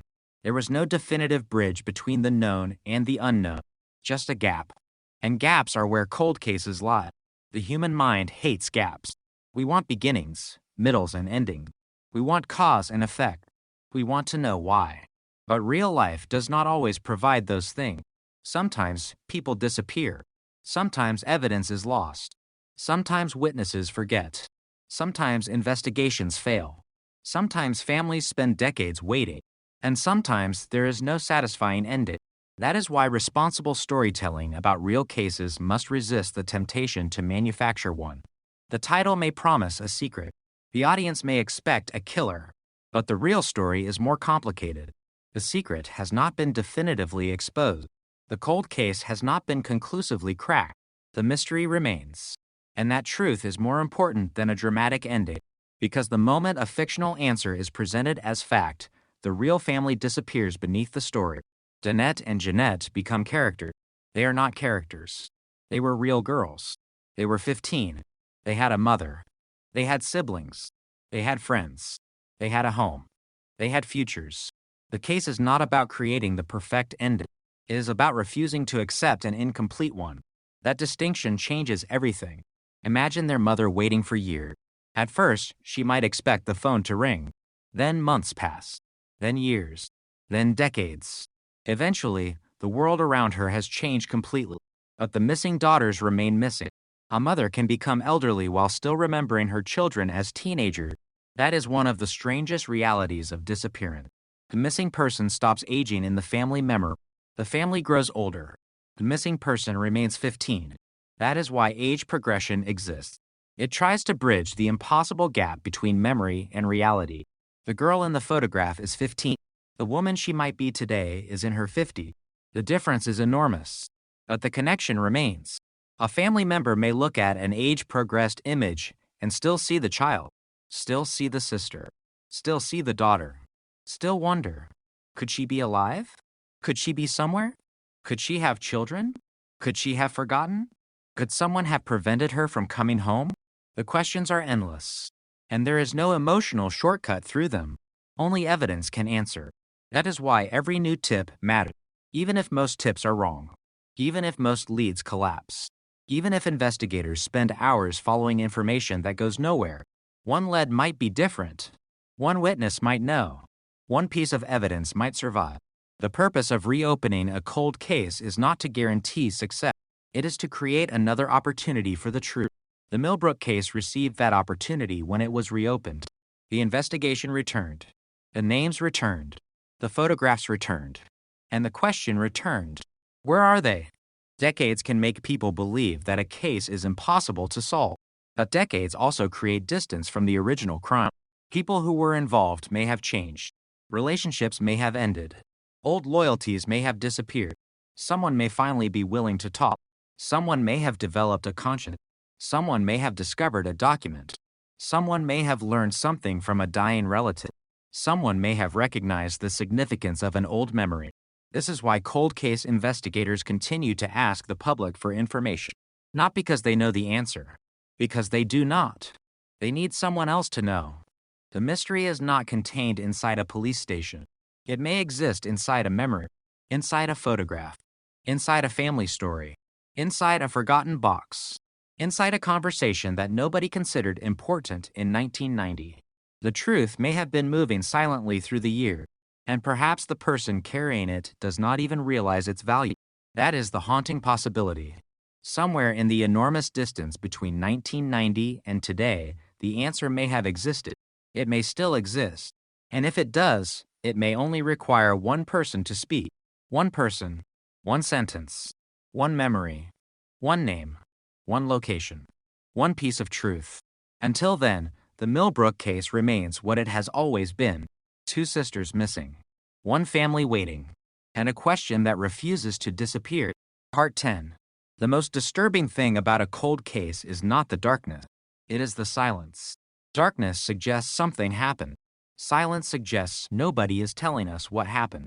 For Danette and Jeanette, the silence has lasted more than 3 decades. The world has changed several times since they disappeared. Presidents changed. Technology changed. Music changed. Cars changed. Neighborhoods changed. The internet transformed communication. Cell phones became universal. DNA technology advanced. Missing person databases expanded. But the sisters' case remains rooted in 1990. The same date. The same city. The same unanswered question. March 18th. Augusta. Where are they? That question is now older than many of the people who investigate it. Some of the people who knew the sisters when they disappeared are no longer alive. Some witnesses may have died carrying information that will never be recovered. That is one of the cruelest effects of time. Every year creates another opportunity for evidence to vanish. And yet every year also creates another opportunity for someone to speak. That contradiction is the heartbeat of the case. Time destroys. Time reveals. Time hides. Time exposes. Time can be the enemy. And sometimes, unexpectedly, time can become the weapon. Because people change. A person who once refused to speak may eventually decide they cannot carry the secret anymore. A person who once protected someone may no longer feel loyal. A person who once feared consequences may realize that the truth matters more. A person who was young may finally understand what they witnessed. That is why decades-old cases sometimes break unexpectedly. Not because the evidence suddenly appeared, because someone finally decided to use it. But there is another possibility. The truth may emerge through technology. A DNA sample could connect a person to another case. A genealogy search could identify a relative. An unidentified body could finally be named. A database could reveal that two seemingly unrelated disappearances share a connection. A digital archive could recover a newspaper story. A photograph could be enhanced. An old recording could be examined.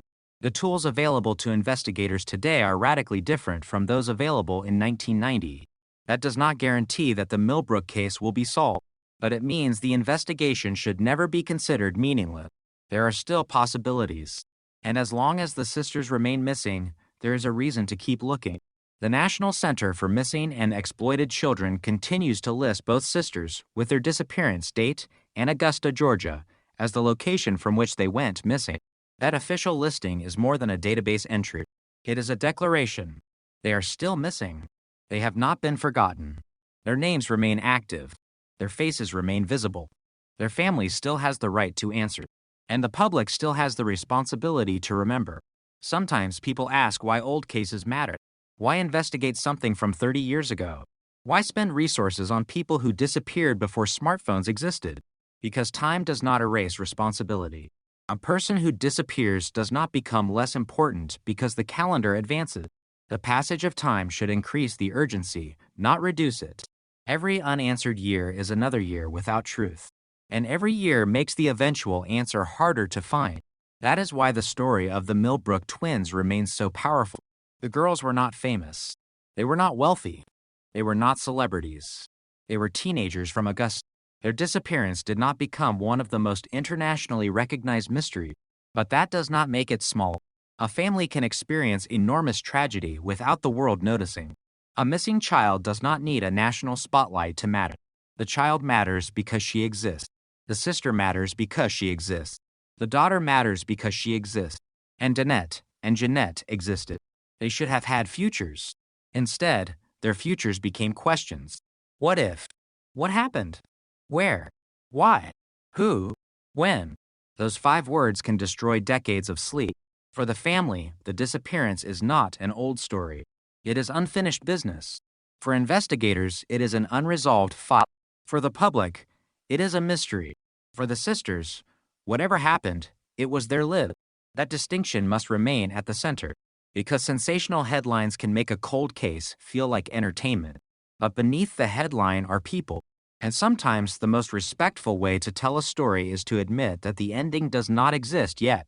The title says, Crack. The evidence says otherwise. The title says, Secret Exposed. The reality is that the greatest secret remains hidden. And that is precisely why the story continues. There is still something unknown. There is still something missing. There is still something unresolved. The final confirmed sighting remains the edge of the known world. Everything beyond it is darkness. But darkness does not mean nothing exists there. It means we cannot see it yet. Perhaps someone will. Perhaps a witness will come forward. Perhaps a new investigator will reopen an overlooked avenue. Perhaps technology will reveal something hidden inside old evidence. Perhaps a family member will receive the phone call they have waited decades to hear. Or perhaps the answer will remain hidden. That is the possibility nobody wants. But it is the possibility the facts require us to acknowledge. Until evidence changes the story, the Millbrook twins remain missing. And the case remains open. Part 11. There is a final image that refuses to leave this story.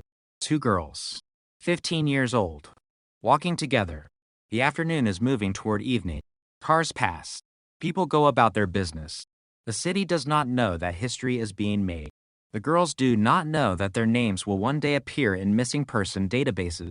They do not know that photographs of their teenage faces will be examined by strangers decades later. They do not know that their family will spend years searching. They do not know that their disappearance will become a cold case. They are simply two sisters walking through Augusta. Then the moment ends, and the mystery begins. That is the last known chapter. Not a scream, not a body, not a confession, not a final message, just absence. Danette and Jeanette were last seen at the Pump and Shop gas station area on March 18th, Sill, 1990. They were 15 years old. They have never been located. 36 years have now passed. The girls would be adults in their 50s. The teenagers in those old photographs would have lived entire lives if they survived. They would have changed. Their voices would have matured. Their faces would have aged. Their dreams would have changed. Maybe they would have become mothers. Maybe they would have become grandmothers. Maybe they would have built careers. Maybe they would have traveled. Maybe they would have remained together. Maybe they would have lived completely different lives. Nobody knows. That is the tragedy. The family cannot mourn a confirmed death. They cannot celebrate a confirmed life. They exist in between. That is where missing families lie, between hope and fear, between memory and uncertainty, between yesterday and tomorrow. And that space can last forever. But the story does not have to end with silence. Even when a case remains unsolved, telling the truth about it keeps the missing person visible. The names remain. Jeanette Millbrook. Jeanette Millbrook. 2 names. 2 lives. 2 daughters. 2 sisters. 1 unanswered disappearance. The public may ask for a shocking revelation, a hidden confession, a secret grave, a mysterious suspect, a dramatic arrest. But the real case has not provided those things, and pretending otherwise would only bury the truth beneath fiction. The actual mystery is more disturbing. The case remains unresolved. There is no confirmed explanation, no definitive perpetrator, no final location, no certainty, only the unanswered question. Where are Danette and Jeanette? That question has survived every decade. It survived the loss of old records. It survived changes in investigators. It survived changes in technology. It survived changes in the city. It survived the passage of time. And it survived the danger that every missing person faces, being forgotten. The sisters were not forgotten. Their family kept searching. Their images remained in circulation. Their case was reopened. Their names remain listed by missing person authorities. That matters, because sometimes solving a cold case begins long before an arrest. It begins with remembering. Remembering the face, remembering the name, remembering the date, remembering the last known location, remembering that these were not fictional characters. They were teenagers. And someone, somewhere, may still hold the key. Perhaps that person has never spoken. Perhaps they have convinced themselves that too much time has passed. Perhaps they believe nobody would believe them. Perhaps they are afraid. But decades do not make truth less important. They make truth more urgent. Every year that passes makes the mystery harder. But it does not make the question disappear. The Millbrook case remains a warning about what happens when an ordinary afternoon becomes an extraordinary disappearance. It reminds us how fragile the first hours can be, how quickly assumptions can shape an investigation, how easily records can disappear, how difficult memory becomes after decades, and how determined a family must be to keep a missing person visible. The most powerful image is not a crime scene. It is the family waiting. A door. A phone. A photograph. A name. The possibility that someday, somehow, the silence will break. The headline may say, "Cold case cracked." The world may want a dramatic ending.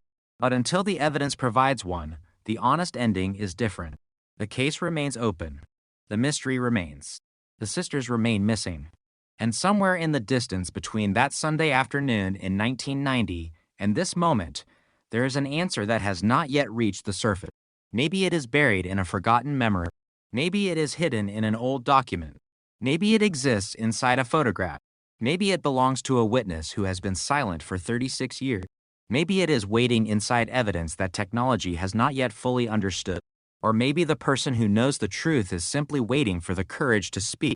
That possibility is enough to keep the case alive. Because cold cases do not always end with dramatic discovery.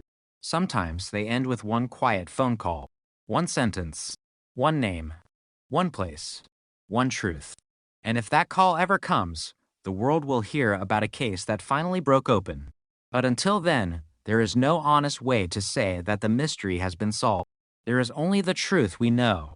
Danette and Jeanette Millbrook disappeared in Augusta, Georgia on March 18th, still 1990. They were 15. They were together. They were seen. Then they were gone. Their family waited. The years passed. The investigation was reopened. The search continued. And the question remained, where are they? That question should not disappear simply because the headlines had. It should not become less important because the case is old. It should not become a forgotten footnote. Because somewhere behind the photographs are two people whose lives mattered. And somewhere behind the silence may be the answer. Until that answer is found, the story is not over. The cold case is not finished. The file is not closed. The family is still waiting. And the last known image of two 15-year-old sisters walking through Augusta remains frozen in time. Two girls. One afternoon. One final sighting. And a silence that has lasted more than 3 decades. The secret has not been exposed. Not yet. But as long as someone remembers their names, the silence is not complete. Danette Millbrook. Jeanette Millbrook. Missing since March 18th. Still 1990. Still remembered. Still searched for. Still waiting to come home. Part 2. The first mistake in a missing person investigation can be almost invisible. It may be a sentence written in the wrong place, a witness whose name is never followed up, a vehicle description that seems too ordinary to matter, a conversation that sounds insignificant, a detail that disappears inside a report. At the time, nobody knows which piece will become important. That is the problem.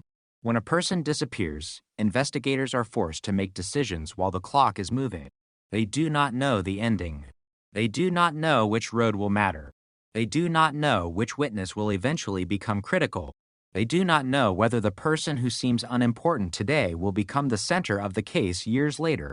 On March 18th, still 1990, nobody looking at Danette and Jeanette Millbrook could have known that the smallest details of their afternoon would one day be examined again and again. They were 15. They were sisters. They were together. And they were walking through Augusta. Nothing about the afternoon announced danger. There was no warning. No obvious threat. No dramatic confrontation that sent witnesses running for a telephone. The girls simply disappeared. And that made the first hours especially important. The family expected them to come home. When they did not, concern grew. At first, there is always another explanation. Maybe they were visiting someone. Maybe they had stopped somewhere. Maybe they were delayed. Maybe they had lost track of time. Maybe they would walk through the door in another 10 minutes. Then another 10 minutes passes. Then another. The daylight begins to disappear. The normal explanations become harder to believe. A family member calls someone. Someone calls another person. Names begin moving through conversation. Where were the girls? Who had seen them? When had anyone last spoken to them? Were they together? Did anyone know where they were going? Did they mention a destination? Did anyone offer them a ride? The questions begin multiplying, and every question creates another question. That is how a disappearance turns into an investigation. There is no single moment when the family suddenly understands everything has changed. The realization comes slowly. The girls are not simply late. They are missing. That word changes everything. Missing. It means the family does not know where they are. It means the next phone call could bring either relief or terror. It means every passing vehicle becomes something to notice. Every knock on the door becomes something to hope for. Every unfamiliar voice on the telephone becomes a possibility. And for the Millbrook family, that uncertainty would become permanent. The twins had not disappeared in some remote wilderness. They were in Augusta. They were in a familiar community. They knew the area. They had grown up there. That should have made finding them easy. Instead, it created a different kind of mystery. There were streets. There were businesses. There were people. There was traffic. There were houses. There were witnesses. Yet the trail still seemed to disappear. The final confirmed sighting became the center of the investigation. The Pump and Shop gas station near 12th Street and Martin Luther King Jr. Boulevard. That location would eventually become one of the most important places in the entire story. The girls were seen there. They purchased snacks and drinks. They were alive. They were together. Then they walked away. That should have been an ordinary moment. A teenager buying something from a convenience store. Two sisters standing side by side. A few minutes inside a business. A few minutes outside. Nothing remarkable. But years later, investigators would look at that moment differently, because the question would no longer be what the girls bought. It would be what happened after they left. Who saw them? Who was nearby? What direction did they take? What vehicles were in the area? Did someone speak to them? Did someone recognize them? Did someone follow them? Did someone offer them transportation? Was there a person waiting nearby? Or did the girls simply continue walking until something happened beyond the last confirmed sighting? The problem is that the last confirmed sighting creates a wall. On one side of the wall is information. On the other side is silence. Investigators could establish that the girls were at the gas station. After that, certainty became difficult. That gap is where the entire mystery lived. Imagine standing at that location today. The noise of traffic, cars passing, people stopping for fuel, someone walking into a store, someone leaving, a driver checking the road before turning, hundreds of ordinary movements. Now imagine trying to identify one afternoon from 1990, a particular afternoon, a particular pair of teenagers, a particular vehicle, a particular person. The difficulty becomes obvious. People do not remember ordinary moments because they are ordinary. Nobody wakes up thinking, I need to remember exactly who I saw at the gas station today. Memory becomes important only after something happened. And by then, the moment may already be gone. That is one of the great tragedies of missing person cases. The people who unknowingly witness the last ordinary moments may not realize what they saw until years later. Someone could have been standing outside. Someone could have been driving past. Someone could have noticed the twins. Someone could have seen a vehicle nearby. Someone could have heard a conversation. But if that person did not understand the significance, the memory might have disappeared, or changed, or been forgotten. The early investigation therefore depended heavily on human memory, and human memory is imperfect. People remember faces differently. They remember times incorrectly. They confuse dates. They remember colors but forget shape. They remember a vehicle but not its license plate. They remember seeing someone but cannot remember why. And every year makes those problems worse. That is why the first hours after a disappearance are so important. The world is still fresh. People remember what they saw. Evidence has not had time to disappear. Locations have not changed. Objects remain where they were. People have not yet built explanations in their head. But once days become weeks, and weeks become months, the investigation changes. The original moment becomes history. Then years pass. The case becomes a file. The file becomes a cold case. And the people involved become older. That process happened with Danette and Jeanette. The years did not bring the family an answer. They brought more questions. The twins did not return. There was no definitive explanation. There was no confirmed location. No clear ending. The family was left with photographs, memories, names, and the unbearable possibility that someone, somewhere, knew more than they had said. But knowing that someone may have information is not the same as finding that information. That is where investigators face one of the hardest problems in any cold case. People lie. People forget. People protect others. People protect themselves. People become frightened. People convince themselves that what they know is not important. And sometimes people simply do not realize that what they know could matter. A person might remember seeing two girls decades earlier. They might remember thinking nothing of it. Then one day they see the missing person photographed. Something feels familiar. A face. A location. A vehicle. A moment. Suddenly, the ordinary memory becomes extraordinary.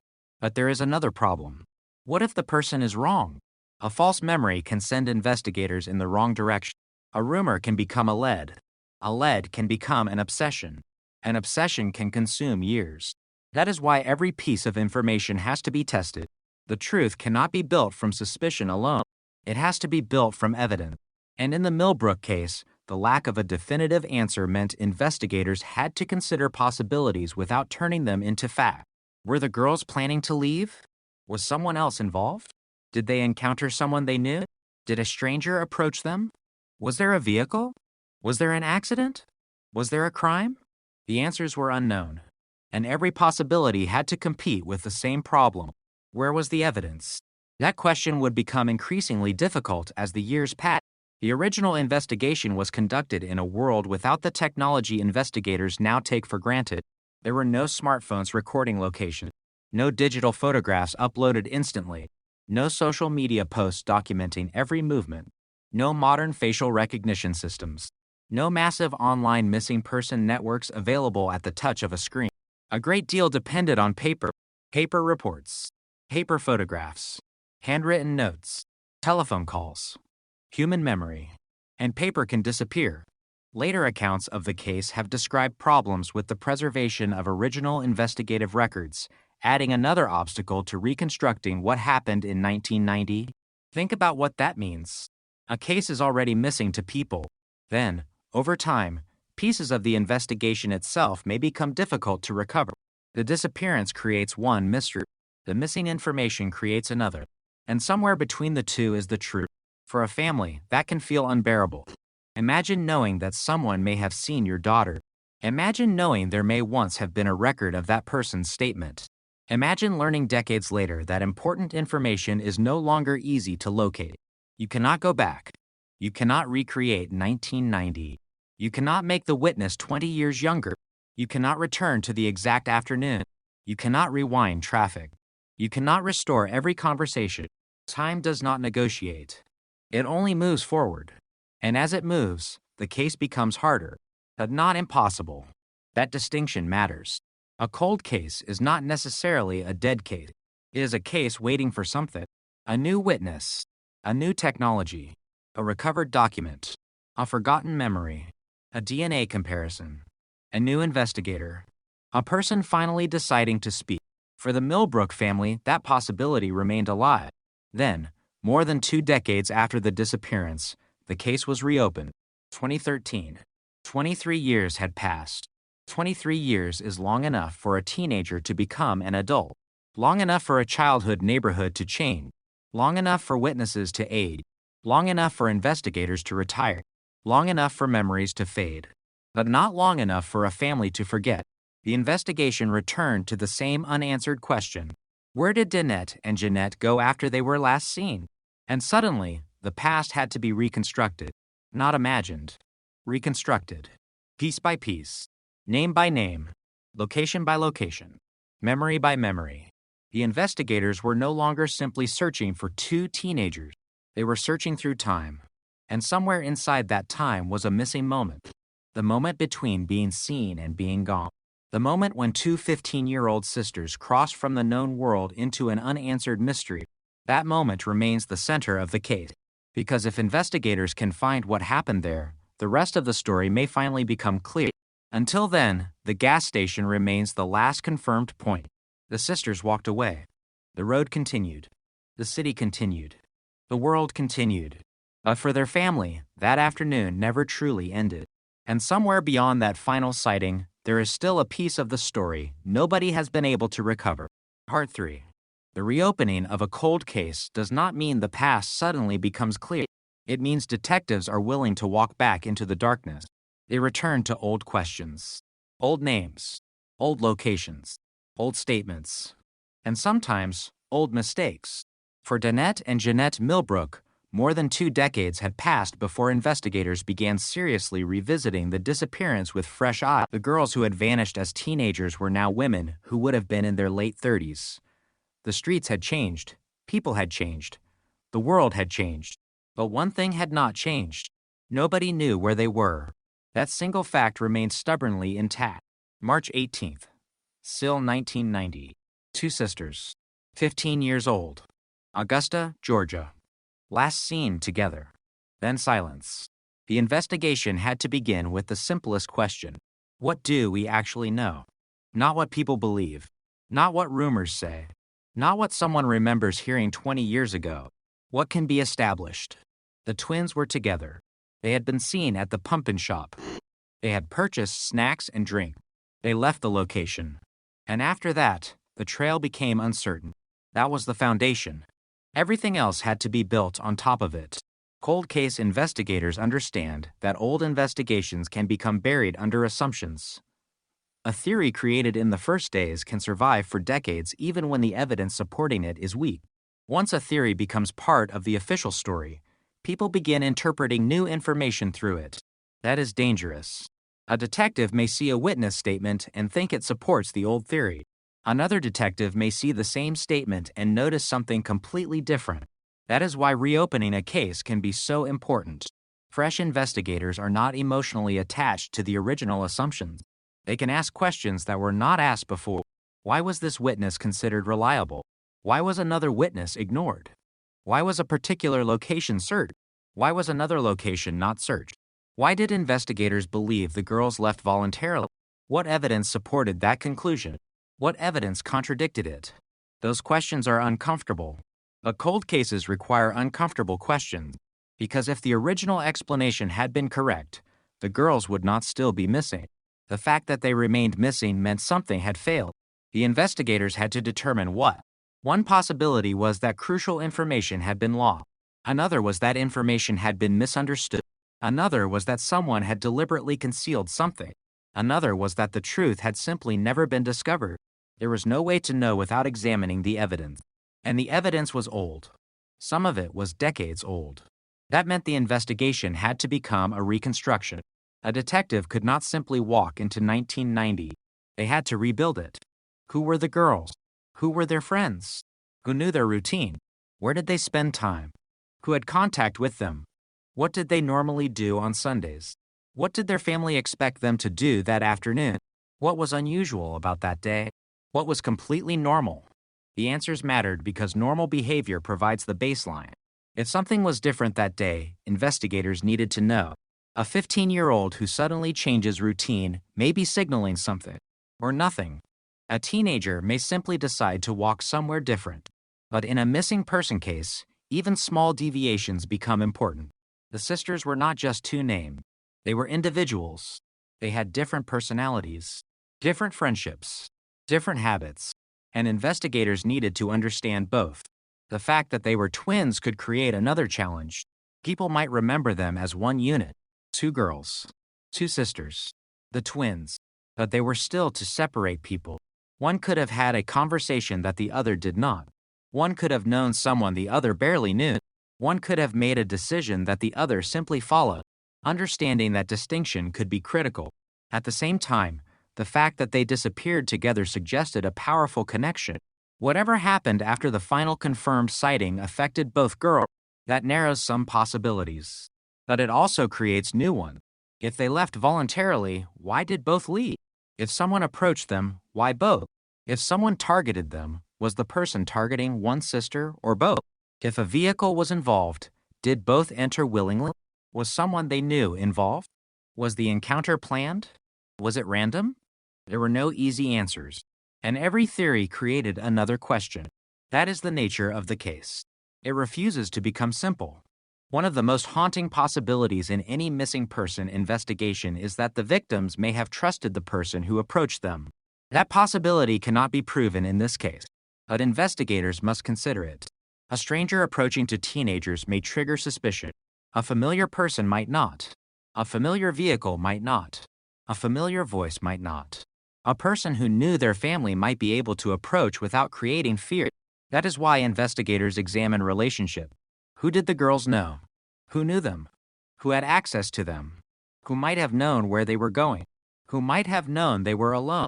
Again, these are investigative questions. They are not accusations.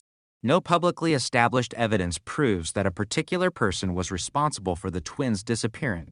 That distinction is critical. The case remains unresolved.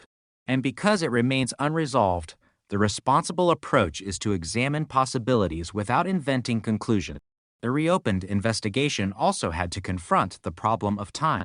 A witness interviewed in 1990 might remember an event very differently in 2013.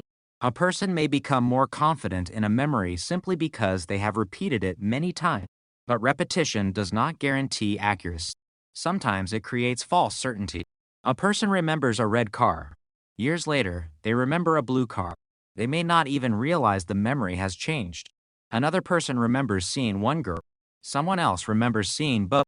A third person remembers neither. Which memory is correct? Investigators need evidence outside the memory itself. That might be a document, a photograph, a phone record, a receipt, a business record, a physical location, something independent. The problem is that 1990 was not the digital age. Many of the records investigators would now want simply did not exist in the same form.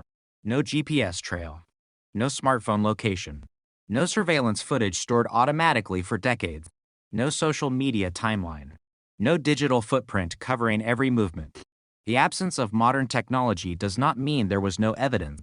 It means much of the evidence depended on people. People can disappear. People can forget. People can die. People can lie. And people can become afraid. That is one reason cold cases can remain unsolved for decades. The truth may be known by someone who has never told it. The person may believe the secret is buried. They may think nobody will ever ask.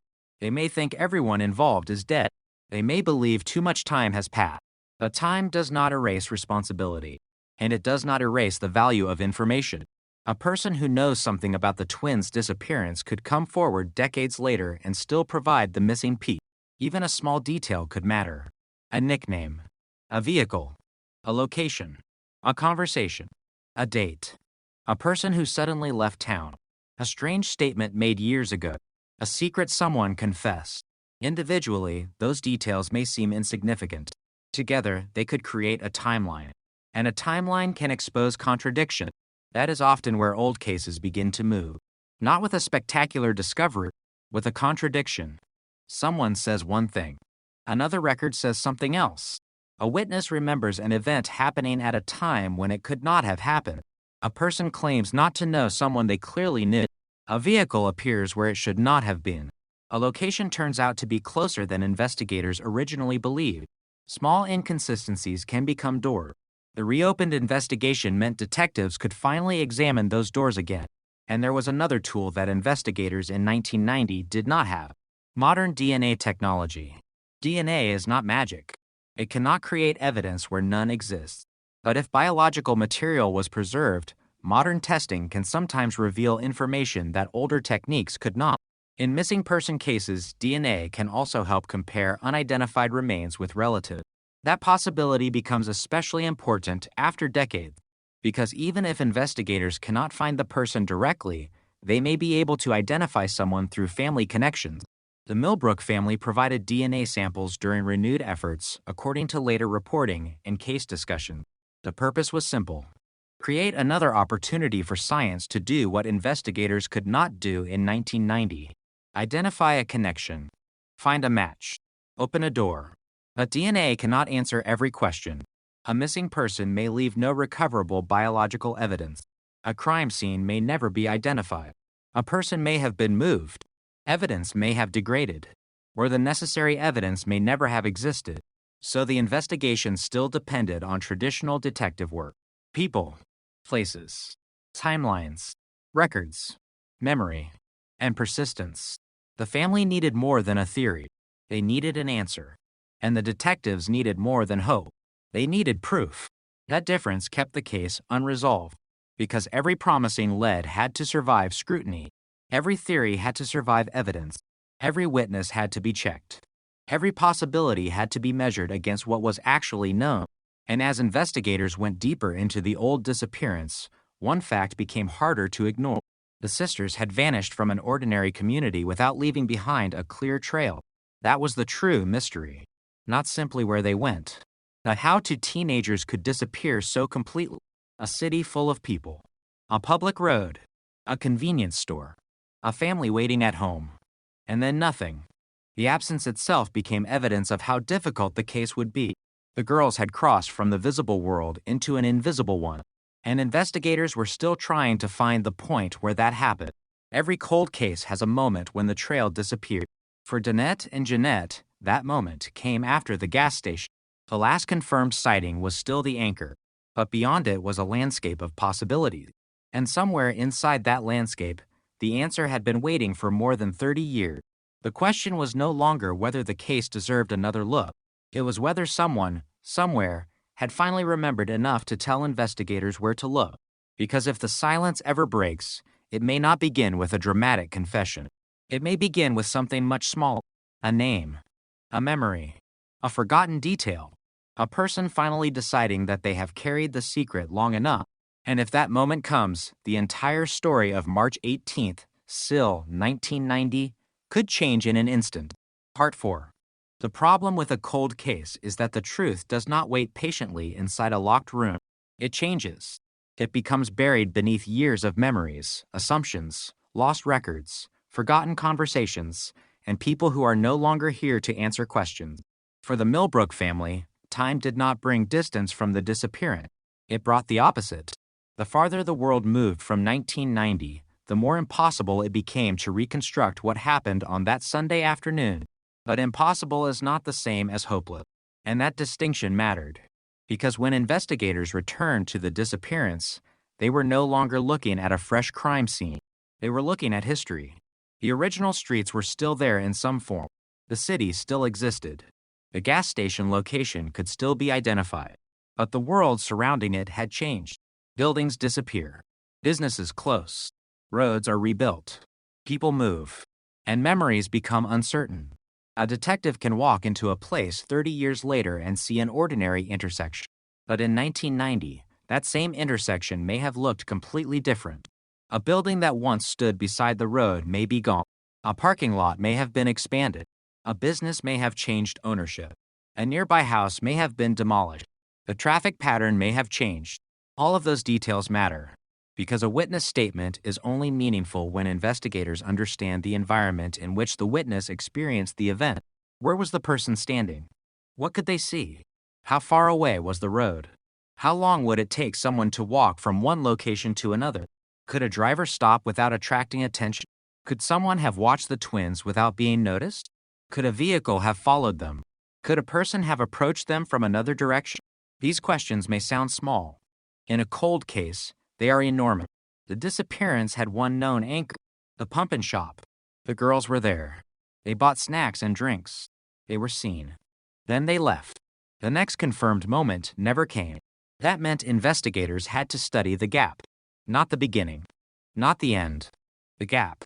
Those minutes after the girls walked away. Those minutes may have contained everything. A conversation. A vehicle. A decision. A confrontation. A ride. An encounter, or something nobody ever witnessed. That is why the last confirmed sighting can become both a clue and a curse. It gives investigators a starting point, but it also reminds them how much they do not know. Imagine standing inside the gas station. A teenager walks in. Another teenager follows. They are sisters. They buy something. They leave. The clerk continues working. Another customer walks in. A car pulls away. Another vehicle arrives. The day continues. Nobody realizes that something important has just happened. Nobody knows that those girls will never be seen again. That is the nightmare of an ordinary moment. It does not look like the beginning of a tragedy. There is no warning, no soundtrack, no flashing lights, no one shouting that this is the last time anyone will see them. The importance becomes visible only later. And by then, the moment is gone. The twins' disappearance also created another challenge. Because they were sisters, people naturally remembered them together. The twins, the girls, the sisters. But investigators had to separate the two individuals. What did Danette do? What did Jeanette do? Who did each girl know? What were their individual habits? Did one sister have a friendship the other did not? Did one sister have a disagreement with someone? Did one sister have a secret? There is no public evidence proving that such a secret existed. But investigators must ask, not because they assume something happened, because they cannot afford to assume nothing did. Every missing person case requires investigators to understand the person's normal life. The better the baseline, the easier it is to identify abnormal behavior. And the sisters' normal lives mattered. They were students. They were part of a family. They had routines. They had people who knew them. Their disappearance was not simply an empty space on a map. It was a disruption of an entire social network. Someone knew them. Someone had seen them. Someone may have spoken to them. Someone may have noticed their absence. Someone may have known where they were expected to be. That network became part of the investigation. But networks change. People move. Friendships fade. Phones are disconnected. Addresses change. A person who lived 2 houses away in 1990 may live across the country decades later. Another may have died. A third may have forgotten the girls entirely. That is where time becomes the enemy. Every year creates more distance. The investigation becomes harder not because the truth disappears, but because the people who might explain it become harder to locate. And then there is memory. Memory can be extraordinarily powerful, but it can also be dangerous. A person can remember a face from 30 years ago and feel completely certain. Yet certainty does not guarantee accuracy. The human brain fills gaps. It blends events. It changes details. It creates connections. A person may remember seeing a red car because that is what they believe happened. Another person may remember the same car as dark blue. A third may remember no car at all. Which memory is correct? Without independent evidence, investigators cannot simply choose the version they like. They have to test everything. That process can be frustrating, especially for a family waiting for answers, because a family does not want probabilities. They want certainty. They want to know where their loved ones are. They want to know what happened. They want to know who is responsible if a crime occurred. They want to know whether the girl suffered. They want to know whether they were alive after that afternoon. They want to know whether someone could have helped them. They want to know why nobody came home. Those questions are impossible to ignore. And yet, sometimes an investigation has no immediate answer. That is when a case becomes cold. Not because nobody cares. Not because the family stops searching. Because the available evidence stops producing new answers. The case enters a different phase. Files are stored. Names remain. Photographs remain. The question remains. But the investigation loses momentum. That is what happened over time with the Millbrook disappearance. The case did not disappear. The girls did. The distinction is crucial. A missing person can remain visible even when an investigation becomes quiet. Their face can remain on posters. Their name can remain in databases. Their family can continue to search. The public can continue to ask questions. But without new evidence, the case remains suspended. Then the years become decades. And decades create another haunting possibility. What if someone who knew the answer has been living normally all this time? What if the person responsible is still alive? What if someone witnessed something and never reported it? What if someone was told something by a relative? What if someone has carried a secret for 30 years? There is no evidence publicly establishing that a specific person has been doing so. But the possibility is enough to keep investigators asking, because secrets sometimes survive. People take them to their grave. Others reveal them. Sometimes they reveal them immediately. Sometimes after decades. Sometimes only when they are old. Sometimes only when the person they were protecting is dead. Sometimes only when guilt becomes heavier than fear. That is why investigators continue to appeal for information even in cases that are decades old. They know that time can change human behavior. A person who refused to cooperate at 20 may cooperate at 50. A person who was afraid may no longer be afraid. A person who protected someone may finally understand the damage caused by silence. A person who believed a secret would remain hidden forever may suddenly realize that it has become unbearable. But there is another possibility. The person may not know that they know. They may possess a memory they have never connected to the disappearance. That happens. A witness can remember a strange vehicle, a conversation, a person acting strangely, a girl walking with someone, a vehicle parked somewhere unusual. At the time, it means nothing. Decades later, the missing person story resurfaces, and suddenly the memory changes. It becomes important. That is why publicity can matter. A photograph can trigger recognition.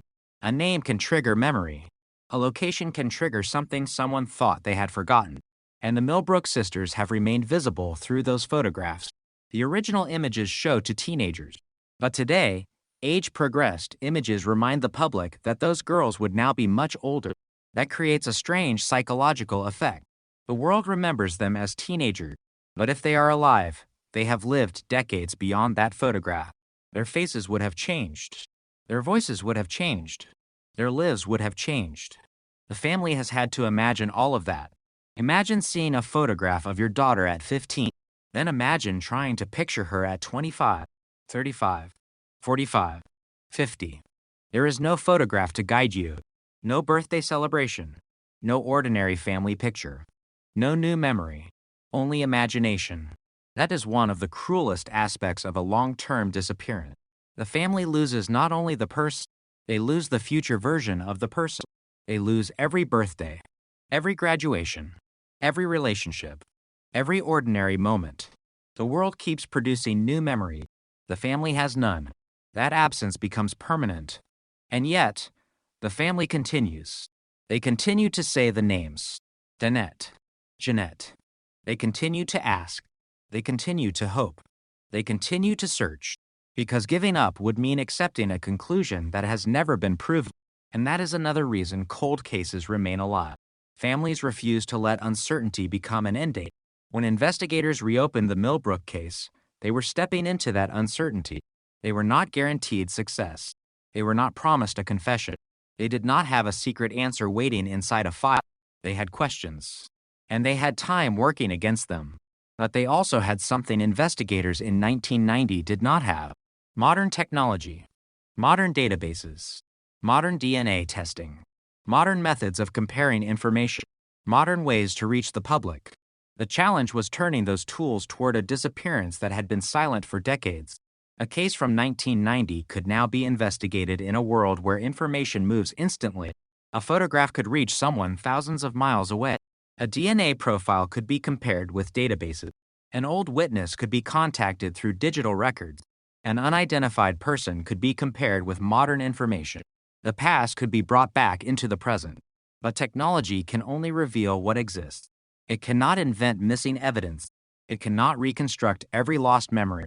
It cannot identify a person who was never documented. And that is why the Millbrook case remained difficult. There were tools. There were questions. There was renewed attention. But there was still no definitive answer. The twins were still missing. And the last known moment remained the same. Two teenagers at a gas station. Two sisters walking away. One ordinary afternoon. Then nothing. That nothing became 30 years. 30 years became more than 30. And the silence remained. But the case was not dead. Not while their names were still being spoken. Not while their photographs were still being shown. Not while investigators still had questions. And not while someone, somewhere, might still know what happened. The greatest mystery was no longer simply where the twins had gone. It was whether the missing piece of their story was still within reach. Perhaps it was inside a forgotten box. Perhaps inside an old photograph. Perhaps inside an aging witness. Perhaps inside a memory that had not yet been connected to the disappearance. Perhaps inside evidence that had been sitting untouched for decades. Or perhaps the answer was closer than anyone imagined. That was the terrifying possibility. Because sometimes the truth does not disappear. Sometimes it simply waits. And after decades of silence, the question remained exactly where it had been on that first night. Where are Danette and Jeanette Millbrook? Part 5. The years did not erase the disappearance. They buried it. There is a difference. A buried case can still be found. A forgotten case can still be reopened. A lost person can still be searched for. But every year that passes adds another layer between investigators and the truth. For Danette and Jeanette Millbrook, that layer became enormous. The girls had disappeared in 1990. By the time the investigation was revisited decades later, the world that had existed around them had almost completely transformed.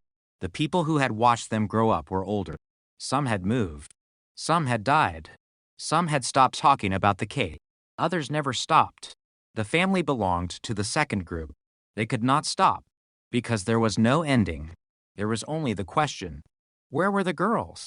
What happened after they left the gas station? And why had nobody been able to answer that question? A missing person investigation can become trapped by the absence of a final event. If investigators find a body, they have a location. If they find a weapon, they have evidence. If they find a vehicle, they have a direction. But when someone disappears without leaving behind a clear trail, investigators are forced to search through possibilities. The Millbrook case was built around that uncertainty. The final confirmed sighting placed the twins at the pumpkin shop. After that, the known timeline became thin. That meant every possible route away from the location had to be considered. Every street, every nearby business, every possible vehicle, every person who could have encountered them, every place the girls might have gone willingly, every place they might have been taken unwillingly. The investigation had to remain open to both possibilities. That is what makes missing person cases so difficult. A voluntary disappearance and an abduction can look similar in the first hour. A teenager may leave home willingly. Another may be taken. Without evidence, investigators cannot immediately know which explanation is correct. And when the missing person is never found, the uncertainty can survive for decades. The twins' age made the question even more complicated. 15 years old. Old enough to make independent decisions. Young enough to be vulnerable. Old enough to know their neighborhood. Young enough to trust adults. Old enough to have friendships and secrets. Young enough for family members to believe they knew everything about them. But parents never know every detail of a teenager's life. No one does. Teenagers have private conversations, private fears, private relationships, private dreams. That does not mean the twins had a secret reason to disappear. There is no established evidence proving that. It simply means investigators must consider the entire social environment. Who did the girls talk to? Who did they trust? Who knew their routines? Who knew where they would be? Who might have been able to approach them without causing alarm? These questions are standard investigative questions. But in a case that has remained unsolved for decades, every unanswered question becomes heavy. The family could not simply assume the girls had chosen to disappear. They had no way to verify that. They could not assume abduction. They had no definitive evidence establishing that either. They were trapped between possibilities. And the longer the case remained unresolved, the more theories emerged. Some theories focused on people the girls may have known. Others imagined strangers. Others proposed connections to crimes elsewhere. But theories are easy. Evidence is difficult. A theory can be created in seconds. A verified fact can take years. That is why investigators returning to a cold case must strip away emotion and speculation. They have to go back to the beginning. What was known? What was reported? What was documented? What was missing? What could be confirmed independently? And what was simply repeated? That process can reveal something important. Sometimes the strongest clue in a cold case is not a new discovery.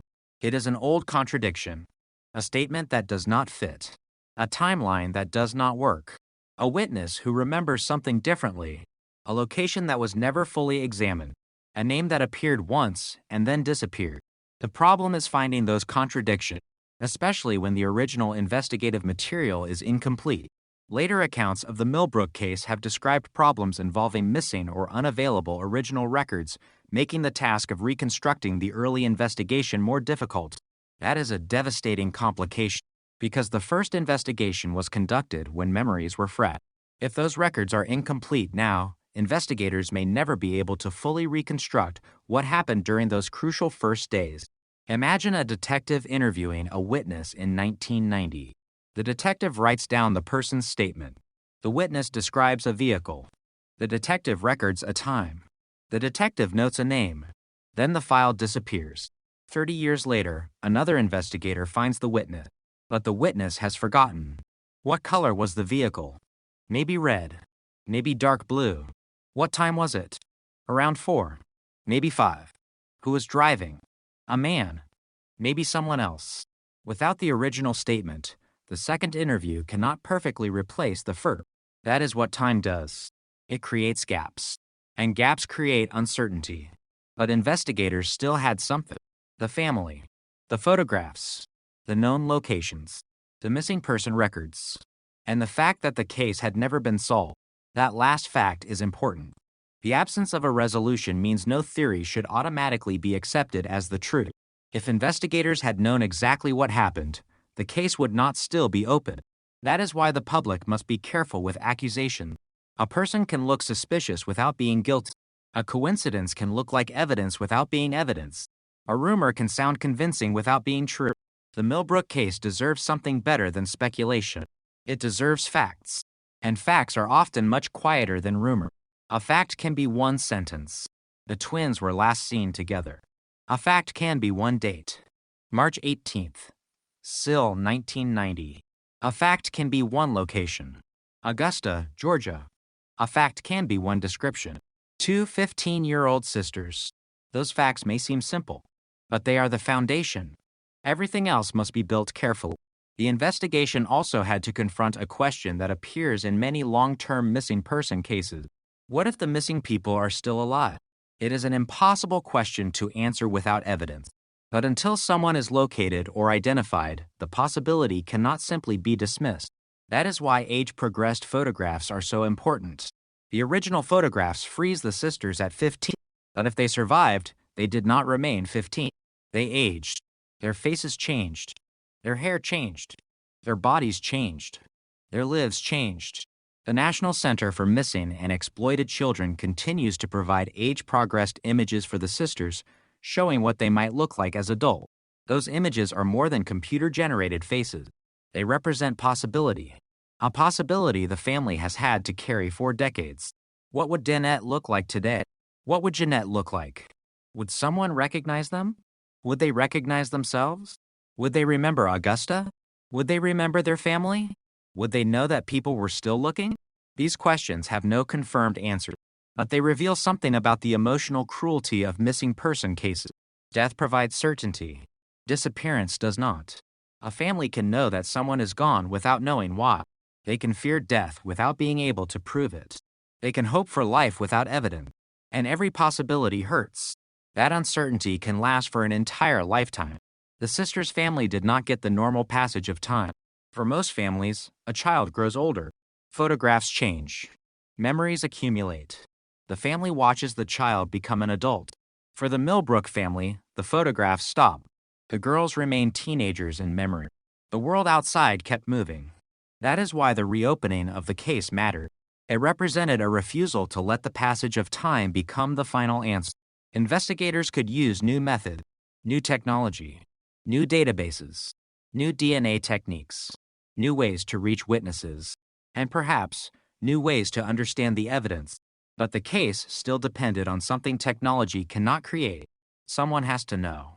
Someone has to remember. Someone has to speak. That person might not be a suspect. They might be a witness. They might be a friend. They might be a neighbor. They might be a relative.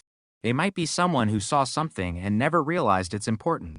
And perhaps that person has carried the memory for 36 years. A car. A face. A conversation. A location. Something that seemed meaningless in 1990. But now, decades later, it could be everything.